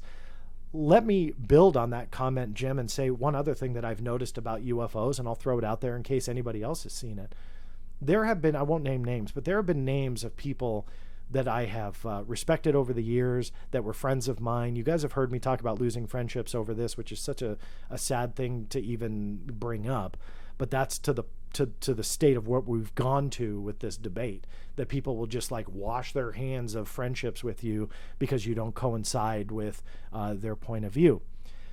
That being said, and people's emotion invested in this, what I have seen, not with everybody, but with a lot of people, is that great work that they were doing years ago, they essentially have stopped. And they essentially now have focused in on TTSA and touting that line. Sounds conspiratorial, but maybe that's part of it as well. Get as many people as you can to tout your line and stop doing what they do best. To stop reporting on things that are not TTSA. What a lot of these newcomers to the UFO field don't realize is that TTSA is not the end-all be-all. It's just not. They haven't earned that yet. There is a lot of evidence out there in the form of witness testimony, military encounters, government documents, photographs, videos that go back decades. And yet most people now are not talking about that because it's not as flashy and fun. Like, who cares, about that kind of stuff? Because we have TTSA. We have metal. We have alien metal. We have Bigelow Aerospace secret bunkers. That's what they know. And so instead of focusing on other stuff and saying, okay, this is a cool nugget of this story and of this field and something that I will definitely look into, they focus fully on TTSA. There are blogs out there that have appeared since the October 2017 press conference, a couple that I can think of off the top of my head, and Facebook pages and YouTube channels. 99 to 100%, and in most cases it's 100%, of what they deal with is TTSA, Tom DeLonge, Luis Elizondo, or ATIP. And that's it. And I often think, like, yeah, these are cool stories, but imagine, young person, if you go out there and use that same energy and research other things as well and start to see that this is not the end-all be-all, right? These are not our saviors yet. If they come out with alien tech tomorrow and prove that picture of Malachite, not Malachite, metamaterial is alien, great. I'll stand corrected. I'll do a live stream that day and give them all the props. But until that happens, all we have are broken promises and, fundraising rounds and stuff like that. I don't fault them for trying to fundraise and get investors, but be honest. That's what I care about, is the honesty behind the intent of raising money. And it does make the field look bad, which explains my passion and why I continue to research it. But anybody who follows me on social media, this radio show, this YouTube channel, however it is you are kind of tuning in, I deal with a lot because, again, UFOs is not the end-all be-all to government secrecy, but also certain cases are not the end-all be-all. Organizations are not the end-all be-all. Researchers are not the end-all be-all. I am not the end-all be-all. I am especially not the end-all be-all, right? I mean, there's a lot that I try and learn every single day on all sorts of different topics. That's what we need to do. So that's my rant on that. I just wish that people would realize this is not the end-all be-all. So going back to Jim's point, that could be part of this sinister agenda, because I have seen legitimate researchers now that are doing nothing. All they do is either tout the line, attack people like me that are asking questions, but are waiting. And sit and wait, wait and see. I keep hearing that over and over. I don't sit and wait. Like, I don't sit. I'm a doer. I know a lot of you guys that are listening, guys and girls that are listening, are doers. That's why you're here. You're trying to learn. You probably won't agree with everything that I said, but you're out there doing it. But again, some others are writing their blogs and doing their thing, touting the TTSA line. So if they're not paid marketing arms, if they're not part of an organization that was hired to do some marketing and PR stuff, they should be, because that is sadly not what this is all about. The reason why I took a triple take at my cup before, I wanted to make sure it was like suitable. It's my Alcatraz cup. I don't know if you guys heard that they're digging up, what was it, John Dillinger, or digging up Dillinger and moving him. But anyway, that's my Alcatraz cup. So it's water, not vodka, in case anybody was asking. Rasmussen, if I have that pronounced correctly, TCSA have never felt right to me. I hate when a hunch can't be substantiated. It can't ignore it either. Your hunch isn't wrong, and it can be substantiated. There's a lot of evidence to support that there's something not right. So go with your gut. Honestly, evidence is great, and it's what is top of my list, but gut feelings are good as well. I'm not I'm not going to turn this into a new agey conversation, but I will make a facetious comment here. My 5-year-old is teaching me that I think deep down, we have psychic ability. And I laugh because I don't truly mean like he can, read my palm, but I mean, kids are amazing and they understand and know things, and same after you grow up. And that gut feeling that to a 5-year-old, he really knows it and believes it. And I try and encourage it, because he pulls out. I'll give you guys a quick example. When my wife and I had our baby, who is now about 9 months old, a friend of ours was trying to get pregnant, and she could not, and they were about to give up. And my son, who was 4 at the time, said, Mommy, Daddy, after Annabelle is born, or she wasn't, we didn't have Annabelle as a name yet, but he said, after the baby is born, so-and-so is going to be pregnant. And so we're like, well, where's this kid get? He's 4. Guess who just had their baby yesterday? twins, 2 of them. So it was amazing. Like, he called it. It was something that was not going to happen. And yet, out of the blue, this 4-year-old. So go with your gut is that's my personal story for the day. But go with your gut, because a lot of times it treats you right. It really does. Let me see. I saw one here. Listen to your 5-year-old. That's exactly right. Yep, that's it. I know that there it is. John K. Is this just the aviary group again, but under a different guise, TTSA? It's quite, it is quite possible. Again, this goes into what Jimmy laid out last night, which, again, I don't necessarily fully agree with his summation, but he did it brilliantly. He really did. I mean, he went through every single person, talked about their secret connections and this and that. What's also very interesting that I've never gotten into, but I would, if you guys are curious, do it. Check the connections between some of the people that are involved in that and how far back they go. Advisory panel included, board of directors included. Obviously, there's a huge Bigelow tie. The NIDS connection is there, going back to Skinwalker Ranch. I mean, it's a bad, I hate to use this word because I'm sure it'll offend somebody, but it's just such an incestuous group of people that keep resurfacing with some new names and stuff like that. But it really is. I mean, these people have been connected. A lot of the names have been connected for quite some time, and I think that I think you got to look at that. You have to understand that these are not people that decided to do a public benefit corporation for the betterment of humanity out of the blue, and they all came together and created this business. These are names that have run around for a long time together, that have had a lot of money thrown around through Bigelow Aerospace and NIDS and stuff like that. I mean, there's a lot of money that is funneled through the pockets of some of these people. And so we have to ask, well, why do these same names keep coming up? Why do we keep, why do we keep dealing with that? And I don't know the answer to that. So is it the aviary all over again and a secret group that's controlling everything?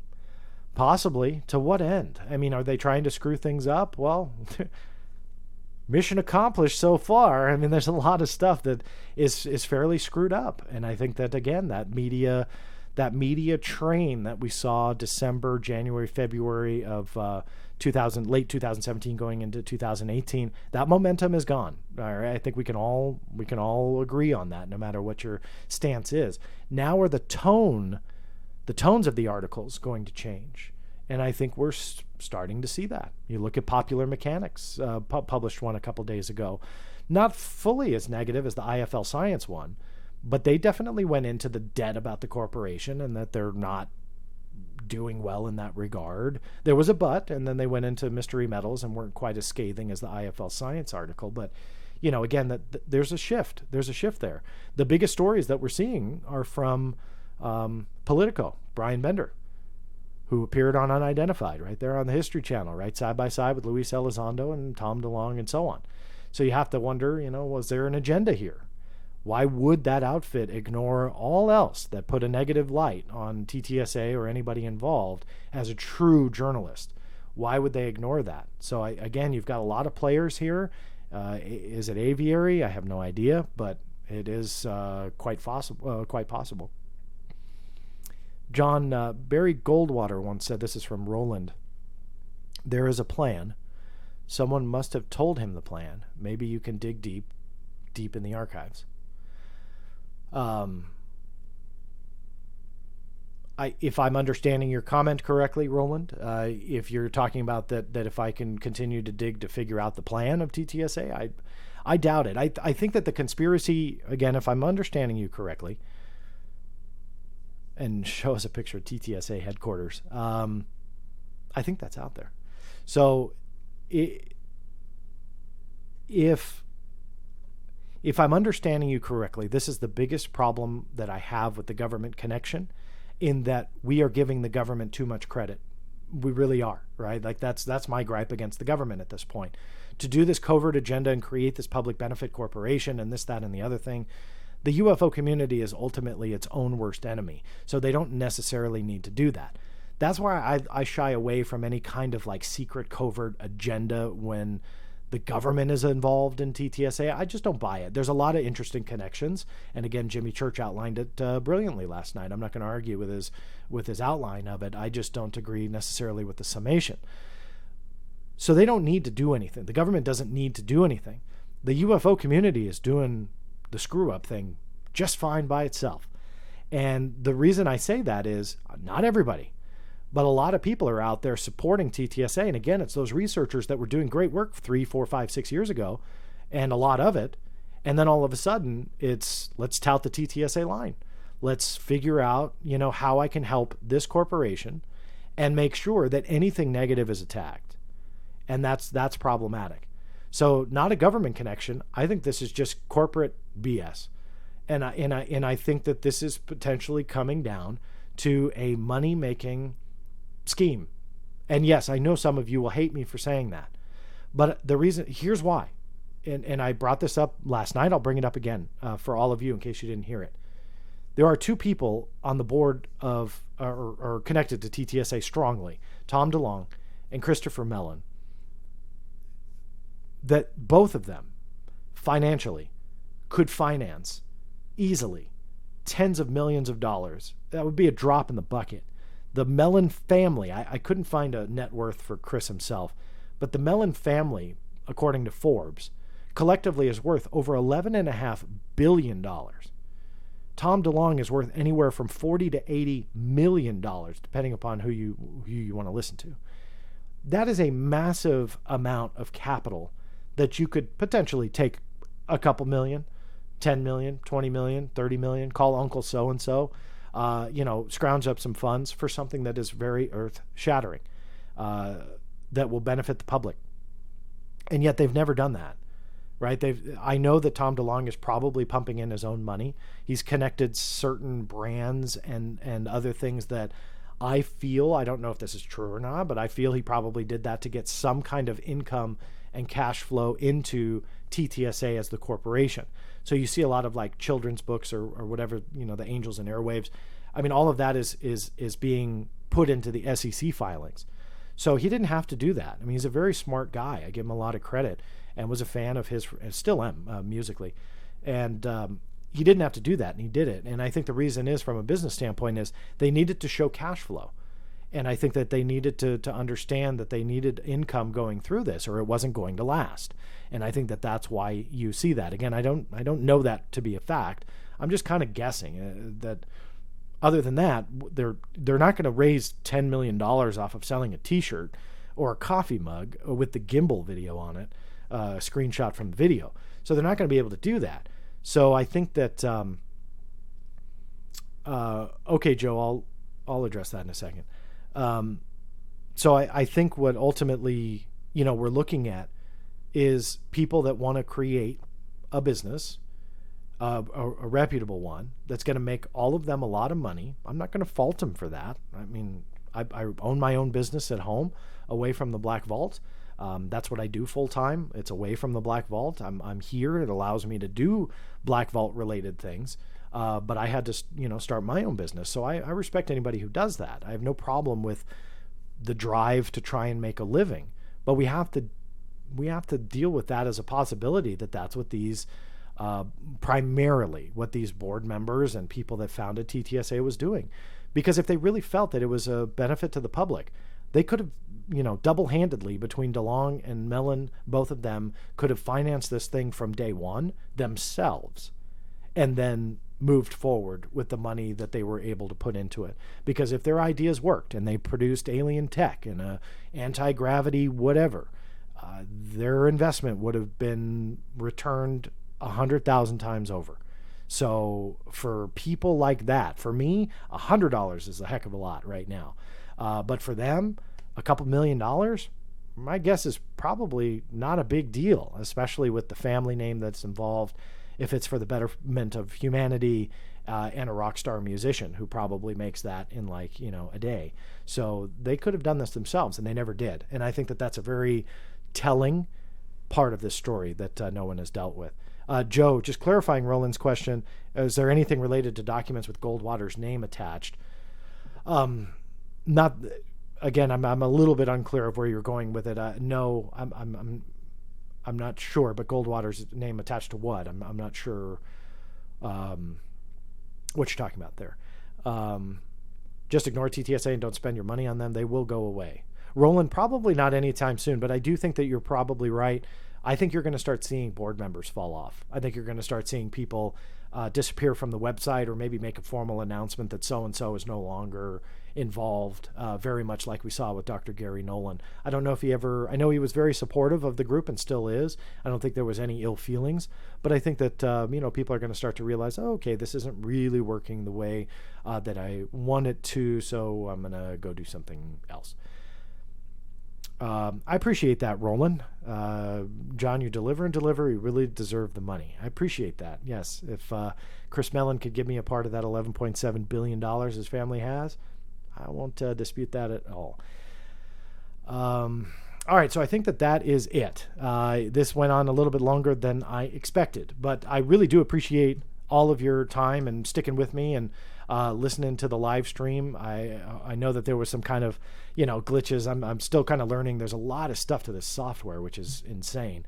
But then on top of that, just trying to man the visuals for you guys, because I got a couple different what are called camera angles, so I can do computer monitors and stuff like that, but also fielding the phone calls and trying to get people on hold and stuff like that.